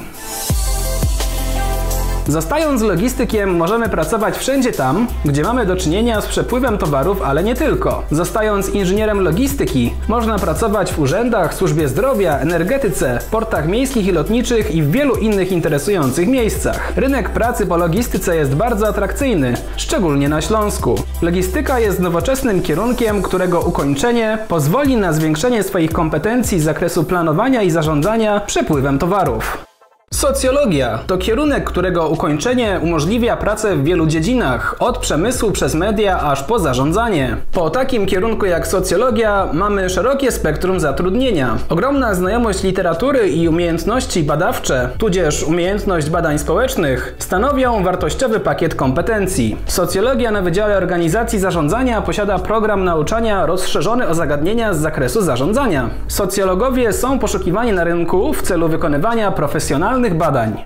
Zarządzanie i inżynieria produkcji to kierunek, który pozwoli Ci na uruchomienie swojej własnej firmy produkcyjnej. To nie tylko znajomość pisma technicznego, budowy maszyn, umiejętność projektowania linii produkcyjnych, ale także kompetencje z zarządzania i ekonomii. Rynek pracy po kierunku zarządzanie i inżynieria produkcji jest ogromny. Także osoby planujące swój startup i mające pomysł na nowy innowacyjny produkt mogą wybrać właśnie ten kierunek. Analityka biznesowa to kierunek umożliwiający rozwój umiejętności w zakresie analizy danych oraz posługiwania się zaawansowanym oprogramowaniem wykorzystywanym do uczenia maszynowego czy big data. To kierunek mocno powiązany z informatyką, na którym można nauczyć się chociażby programowania języka R. Data mining i analiza danych to jedne z najciekawszych i dobrze płatnych obszarów na rynku. Jeżeli chcesz zostać specjalistą od danych i posiadać umiejętności z zakresu informatyki i zarządzania, które umożliwią Ci zamianę danych w cenną informację, to ten kierunek jest właśnie dla Ciebie. Zarządzanie projektami. Zarządzanie projektami to kierunek, po którym można odnaleźć się w realizacji małego, średniego, a nawet dużego projektu. Projekty są prowadzone i w firmach, i w instytucjach, a wdrożenie każdego nowego produktu to też jest projekt. Na tym kierunku poznasz wszystkie metodyki zarządzania projektami, od tradycyjnych po zwinne, które stosuje się przede wszystkim w firmach informatycznych. Ponadto rozwiniesz swoje kompetencje behawioralne, kontekstowe i techniczne, które pomogą Ci w zarządzaniu zespołami projektowymi. Czy mogę po kierunku zarządzanie zostać dyrektorem w dużej firmie lub korporacji? Oczywiście, że tak. Na Wydziale Organizacji Zarządzania istnieją różne specjalności dla kierunku zarządzanie, takie jak zarządzanie w korporacjach czy zarządzanie w małych i średnich przedsiębiorstwach, a na studiach magisterskich możesz zostać audytorem biznesowym, menadżerem innowacji czy chociażby menadżerem human resources. Zarządzanie oferuje bogaty pakiet umiejętności i możliwości w zarządzaniu przedsiębiorstwem. Absolwenci kierunku zarządzanie bardzo często decydują się na rozpoczęcie swojej własnej działalności gospodarczej. Posiadają wszystkie kompetencje, które są potrzebne do zarządzania własną firmą.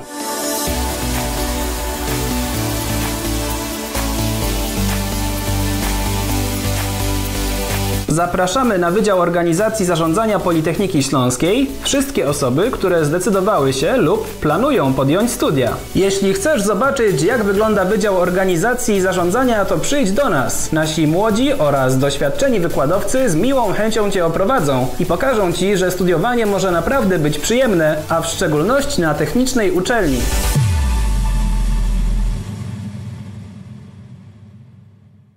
Teraz już szybko przenosimy się do kolejnego miasta, w którym mieści się Politechnika Śląska, do Katowic, stolicy województwa śląskiego. Jeśli interesują Was wysokie loty, i to dosłownie, to koniecznie musicie przejrzeć kierunki oferowane przez Wydział Transportu i Inżynierii Lotniczej. Są wśród nich inżynieria lotnicza i kosmiczna, gdzie, uwaga, nauczycie się projektować statki powietrzne. Jest też transport i transport kolejowy. Pasjonatom lotnictwa uczelnia oferuje jeszcze wisienkę na torcie, czyli szkolenie pilotów samolotów liniowych. Dzień dobry, nazywam się Piotr Polęga, pełnię funkcję dziekana Wydziału Transportu i Inżynierii Lotniczej Politechniki Śląskiej. Droga młodzieży, pozwólcie, że przedstawię Wam kilka podstawowych informacji na temat Wydziału Transportu i Inżynierii Lotniczej Politechniki Śląskiej. Wydział Transportu i Inżynierii Lotniczej jest jedną z 15 jednostek podstawowych Politechniki Śląskiej. Swoją siedzibę ma w Katowicach, mieście, które jest jednym z największych ośrodków akademickich w regionie. 1 października 2019 roku zmieniła się nazwa naszego wydziału z Wydział Transportu na Wydział Transportu i Inżynierii Lotniczej. Główna siedziba wydziału oraz cała baza dydaktyczno-badawcza, sale wykładowe, ćwiczeniowe, nowoczesne pracownie i laboratoria mieszczą się w Katowicach na ulicy Krasińskiego. Stąd zaledwie w kilka minut można dojść do centrum miasta, strefy kultury czy Doliny Trzech Stawów. Wydział Transportu i Inżynierii Lotniczej jako część uczelni badawczej, jaką jest Politechnika Śląska, posiada najwyższą kategorię naukową w dyscyplinie inżynieria lądowa i transport, co świadczy o najwyższym poziomie prowadzonych badań. W roku 2019 Wydział świętował 50-lecie kształcenia na kierunku transport. W skład Wydziału Transportu i Inżynierii Lotniczej wchodzą 4 katedry: transportu drogowego, transportu kolejowego, transportu lotniczego, które obejmują wszystkie środki transportu z wyjątkiem transportu wodnego. Uzupełnieniem tych katedr w zakresie badań i kształcenia jest Katedra Systemów Transportowych, Inżynierii Ruchu i Logistyki. Wydział Transportu i Inżynierii Lotniczej posiada bardzo dobrą i szeroką współpracę z otoczeniem społeczno-gospodarczym. Naszymi partnerami są miasto Katowice oraz Górnośląsko-Zagłębiowska Metropolia, a także czołowe i największe firmy naszego regionu. W zakresie transportu drogowego są to np. firmy Magneti Marelli, Italcom, Stag. W obszarze transportu kolejowego firmy Bombardier, Alstom, a także Koleje Śląskie i PKP. Transport lotniczy to Międzynarodowy Port Lotniczy w Pyrzowicach, firmy Linetech, LS Technics oraz Urząd Lotnictwa Cywilnego. Inżynieria Ruchu i Logistyka to ZTM oraz firma JAS FBG. Jakość kształcenia na Wydziale Transportu i Inżynierii Lotniczej została doceniona w ogólnopolskich rankingach kierunków inżynierskich. W roku 2017 i 2018 kierunek transport zajął 2. miejsce w Polsce. Kierunek transport do roku 2019 posiada również międzynarodową akredytację jakości kształcenia nadaną przez Komisję Akredytacyjną Uczelni Technicznych. Każdy absolwent wydziału otrzymuje stosowny międzynarodowy certyfikat. Bardzo dobra współpraca Wydziału z miastem Katowice pozwoliła w roku 2020 otworzyć strefę innowacji miasta Katowice na terenie wydziału. W ramach tej inwestycji powstały nowoczesne sale dydaktyczne i seminaryjne oraz powstały nowoczesne pracownie badawczo-dydaktyczne. Między innymi pracownia sterowania ruchem kolejowym, która jest największą i najnowocześniejszą makietą kolejową w Polsce. Razem z miastem Katowice zmienia się również otoczenie zewnętrzne wydziału oraz całego kampusu Politechniki Śląskiej w Katowicach. W roku 2020 rektor Politechniki Śląskiej oraz prezydent miasta Katowice otworzyli uroczyście odnowione i nowoczesne dziedzińce wewnętrzne kampusu. Można tutaj znaleźć miejsca odpoczynku i relaksu dla naszych studentów oraz strefy nazwane ogrodami nauki. W najbliższym czasie ma również zmienić się otoczenie zewnętrzne naszego wydziału. Planowane jest całkowite lub częściowe wyłączenie z ruchu samochodowego ulicy Krasińskiego, tak by powstał prawdziwy kampus Politechniki Śląskiej w Katowicach oraz bezpieczne miejsce dla naszych studentów. Serdecznie zapraszam do studiowania na Wydziale Transportu i Inżynierii Lotniczej Politechniki Śląskiej, Wydziału Nowoczesnego Kształcenia oraz Wysokiej Jakości Badań. Dzień dobry, szanowni kandydaci. Nazywam się Damian Hadryś, pełnię funkcję prodziekana do spraw kształcenia na Wydziale Transportu i Inżynierii Lotniczej. Pozwólcie, że przedstawię Wam garść informacji dotyczących oferty kształcenia prowadzonego na naszym wydziale. Szanowni kandydaci, na Wydziale Transportu i Inżynierii Lotniczej studia prowadzone są na 3 kierunkach, a są to kierunek transport kolejowy oraz kierunek inżynieria lotnicza i kosmiczna. Kierunek transport kolejowy realizowany jest na 2 stopniach, czyli stopniu 1 inżynierskie studia i stopniu 2 studia magisterskie. Kierunek transport można realizować na zasadzie studiów stacjonarnych i studiów niestacjonarnych, a w zależności od tego, czy mowa o stopniu 1 czy 2, do wyboru są następujące specjalności. Eksploatacja pojazdów samochodowych z uwzględnieniem aspektów elektro- i ekomobilności, technika i zarządzanie w transporcie samochodowym, eksploatacja pojazdów szynowych, transport i spedycja drogowa, inżynieria ruchu, logistyka transportu, mechanika i eksploatacja lotnicza oraz nawigacja powietrzna. Natomiast transport kolejowy realizowany jest tylko i wyłącznie na 1 stopniu studiów, a sama realizacja może przebiegać na ścieżce studiów stacjonarnych i niestacjonarnych. Na transporcie kolejowym realizowane są następujące specjalności: budowa i eksploatacja pojazdów szynowych oraz projektowanie i utrzymanie infrastruktury transportu kolejowego. Nowym kierunkiem oferowanym na Politechnice Śląskiej jest kierunek inżynieria lotnicza i kosmiczna. Jest to kierunek, który jest realizowany przez kilka wydziałów, w tym nasz wydział. Inżynieria lotnicza i kosmiczna obejmuje studia stacjonarne 1 stopnia, a przewidziano dla tych studiów następujące ścieżki dyplomowania: logistyka lotnicza, eksploatacja i konstrukcja silników lotniczych, materiałoznawstwo lotnicze oraz projektowanie statków powietrznych. Ponadto warto dodać, że w ofercie są również studia na kierunku transport realizowane w języku angielskim. Serdecznie zapraszamy do studiowania na Wydziale Transportu i Inżynierii Lotniczej. Nazywam się Katarzyna Turoń, jestem asystentem badawczo-dydaktycznym i doktorantką na Wydziale Transportu i Inżynierii Lotniczej. Chciałabym zapoznać Was z działalnością badawczą realizowaną na naszym wydziale. Główna działalność naukowców Wydziału Transportu i Inżynierii Lotniczej skupia się wokół realizacji badań związanych z tematyką inteligentnych miast i mobilności przyszłości w odniesieniu do różnego rodzaju zagadnień transportowych związanych z transportem drogowym, kolejowym, lotniczym, inżynierią ruchu, systemami transportowymi oraz logistyką.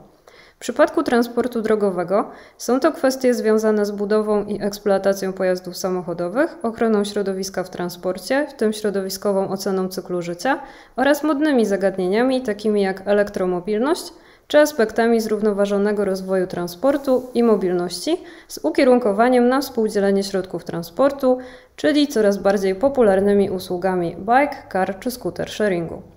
Z punktu widzenia transportu kolejowego są to tematy dotyczące niezawodności i bezpieczeństwa, projektowania, budowy i diagnostyki pojazdów szynowych, sterowania ruchem kolejowym, organizacji, zarządzania i certyfikacji przewozów kolejowych, czy kwestie ochrony środowiska i paliw alternatywnych.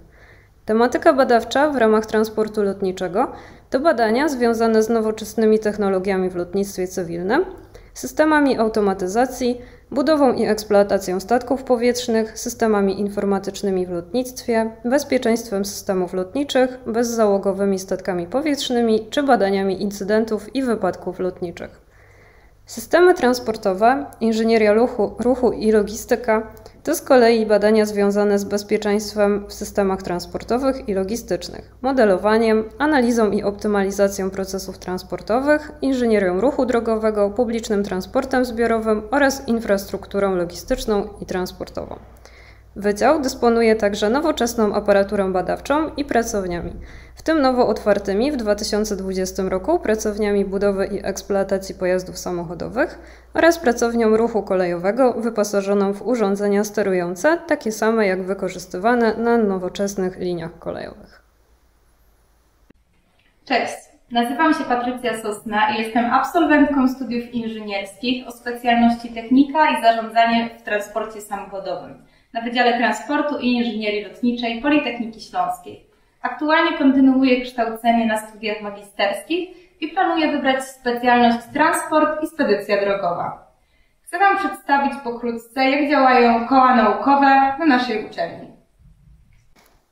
Na naszym wydziale funkcjonuje aż 9 studenckich kół naukowych, więc na pewno każdy z Was znajdzie wśród nich takie, w którym będzie mógł realizować swoje zainteresowania i pasje.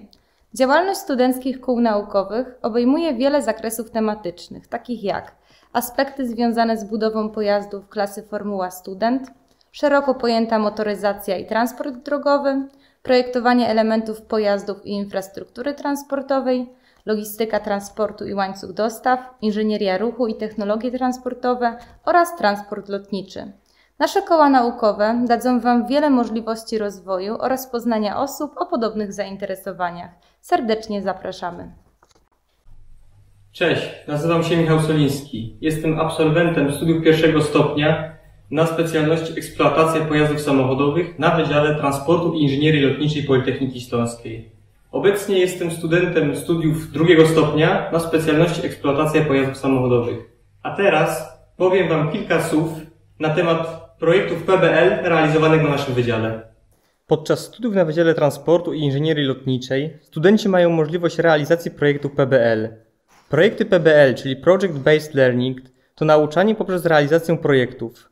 Jest to metoda przekazywania wiedzy oraz zdobywania kompetencji i kwalifikacji przez samodzielną pracę studentów w pewnym, z góry założonym przedziale czasu, rozwiązania jakiegoś problemu, czyli wykonania projektu.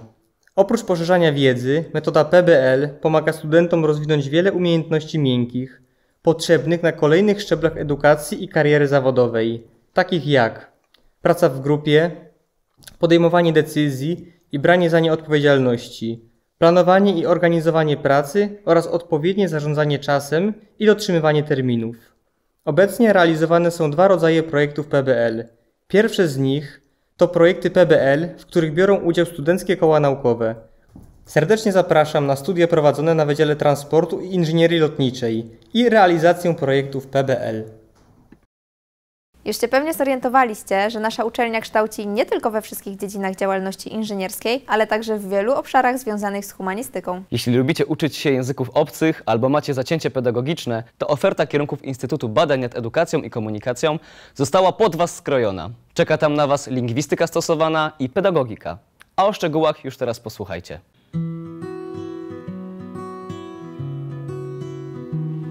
Studiując na Politechnice Śląskiej, znakomitej uczelni badawczej, w naszym Instytucie Badań nad Edukacją i Komunikacją, możemy zaoferować aż 2 kierunki. Kierunek pedagogika wczesnoszkolna i przedszkolna oraz lingwistyka stosowana.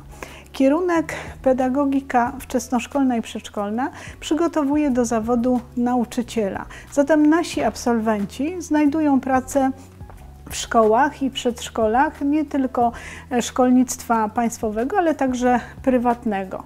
Proszę mi wierzyć, że nie ma nic bardziej fascynującego jak towarzyszenie młodemu człowiekowi w rozwoju.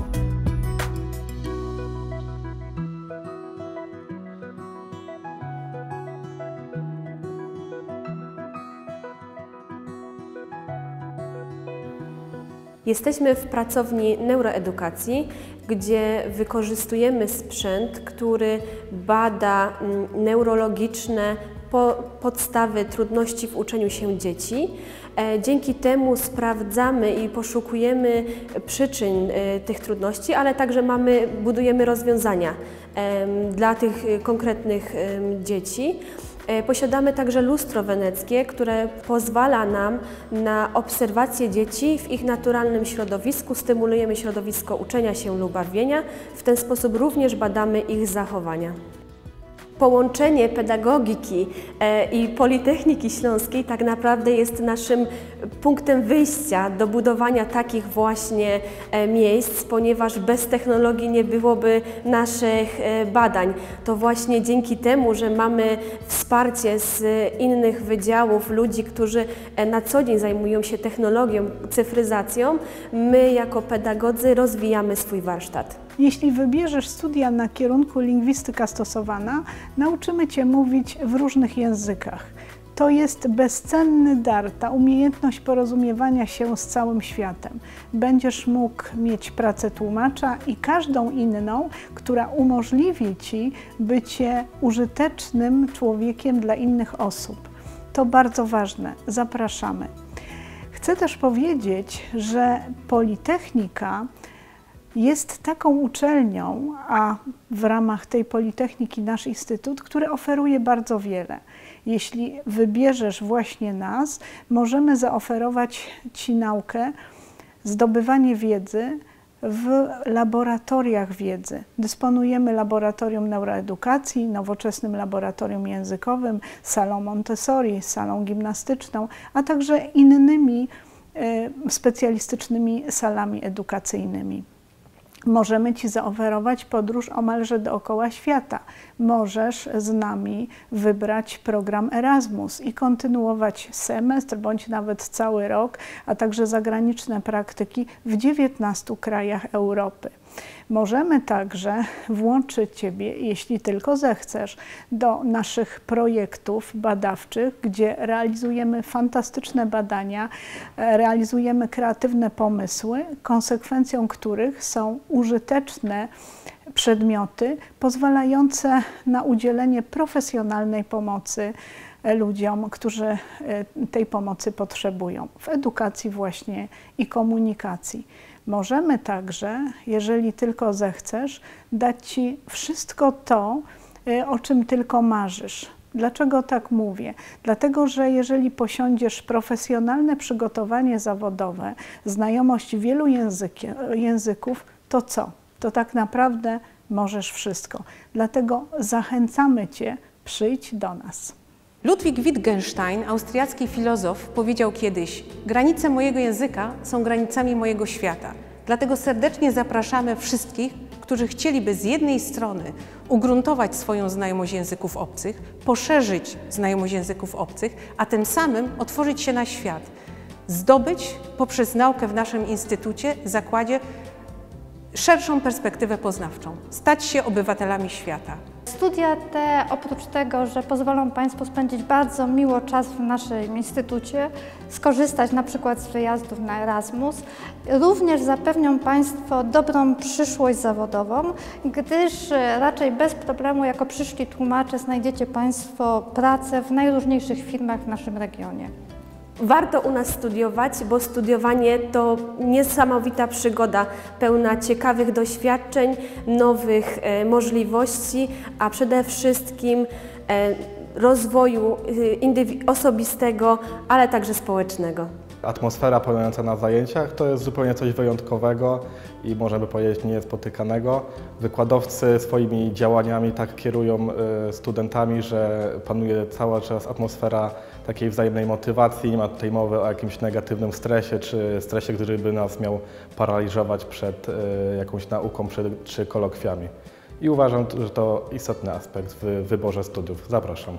Studiuję terapię pedagogiczną z elementami neuroedukacji. Ogólnie jestem już u nas 5 lat, więc mogę śmiało powiedzieć, że studia to jest i była dla mnie przygoda. Nasza uczelnia jest wspaniała, jesteśmy jednostką badawczą, ale mamy też dużo zajęć praktycznych i teoretycznych także mamy taki zakres tak naprawdę wszystkiego. Nasi wykładowcy mają do nas bardzo fajne podejście. I tak jak mówię, mamy bardzo dużo i praktyki, i teorii. To wszystko jest ze sobą fantastycznie powiązane. Także mogę ze swojej perspektywy powiedzieć, że nie żałuję tego wyboru. Sama na początku bałam się tej drogi, bałam się strasznych egzaminów i zarwanych nocy. Jednak jest tutaj zupełnie inaczej. I tak jak mówię, mnie bardzo przekonała ta praktyka, przekonało mnie to też, jaka jest tutaj energia. Działamy w projektach, działamy w różnego rodzaju zbiórkach, działamy w stowarzyszeniach. Jest tego naprawdę ogrom i jest to niesamowicie motywujące i naprawdę nawet jeśli wahacie się, to ta uczelnia po prostu pochłania swoimi działaniami i jest niesamowicie. Studiuję lingwistykę stosowaną, francuski i angielski. Warto przyjść na te studia ze względu na to, że jest wysoki poziom nauczania. Wykładowcy przekazują świetnie wszystkie informacje, które bardzo szybko zapamiętujemy i w przyszłości możemy je super wykorzystać. Kształcimy profesjonalistów. 100% naszych absolwentów znajduje zatrudnienie w zawodzie, a także wielu już w trakcie. Zajmujemy najwyższe noty w ogólnopolskich rankingach. To przecież o czym świadczy. To jest niezaprzeczalny argument, że naprawdę dobrze przygotowujemy do zawodu.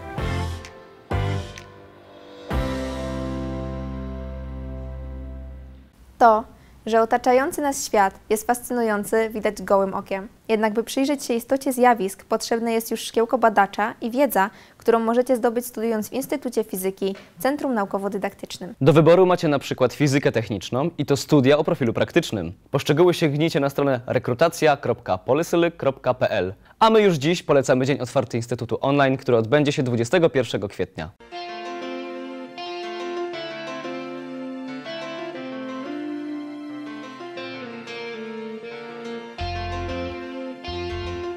Drodzy absolwenci szkół średnich, serdecznie Was witam. Jeżeli zastanawiacie się, jaki kierunek studiów wybrać, to chciałbym Was zaprosić do podjęcia studiów na kierunku fizyka techniczna na Politechnice Śląskiej. Jeśli fascynuje Was natura otaczającego nas świata, jeśli interesują Was eksperymenty, to te studia są właśnie dla Was. Jeżeli przed podjęciem decyzji powstrzymuje Was fakt, że w szkole średniej nie mieliście zbyt wiele zajęć z fizyki, to nie obawiajcie się. Nasza doświadczona kadra dydaktyczna nauczy Was fizyki nawet od zera. Kierunek fizyka techniczna na Politechnice Śląskiej jest kierunkiem wyjątkowym wśród podobnych kierunków na innych uczelniach.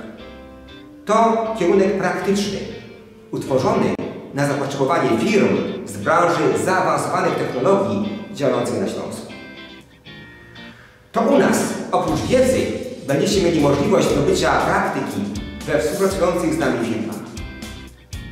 Nasze studia przygotują Was do pracy w zespołach złożonych z fachowców reprezentujących różne dziedziny nauki i techniki, prowadzenia pomiarów z wykorzystaniem zaawansowanych technik badawczych oraz projektowania i obsługi specjalistycznej aparatury numerowej. Serdecznie zapraszam. Nie jedźcie do Wrocławia czy Krakowa. Rynek w Gliwicach też jest piękny.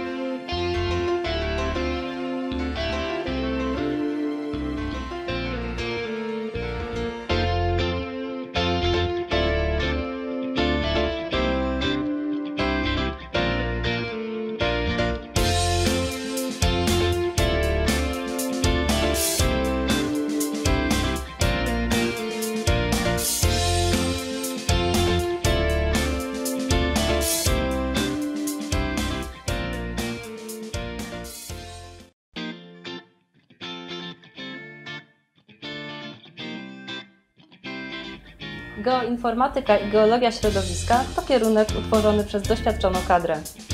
Oferujemy Ci elastyczność. To Ty decydujesz dzięki modułom obieralnym, czego tak naprawdę chcesz się uczyć. Oferujemy Ci bogato wyposażone laboratoria badawcze, możliwość realizacji projektów i swoich zainteresowań w kołach naukowych, a także praktyki terenowe i praktyki zawodowe w instytucjach związanych z kierunkiem tych studiów. Jeżeli chcesz wiedzieć więcej, zapraszamy na stronę internetową oraz do odwiedzenia nas w drzwi otwarte. Do zobaczenia!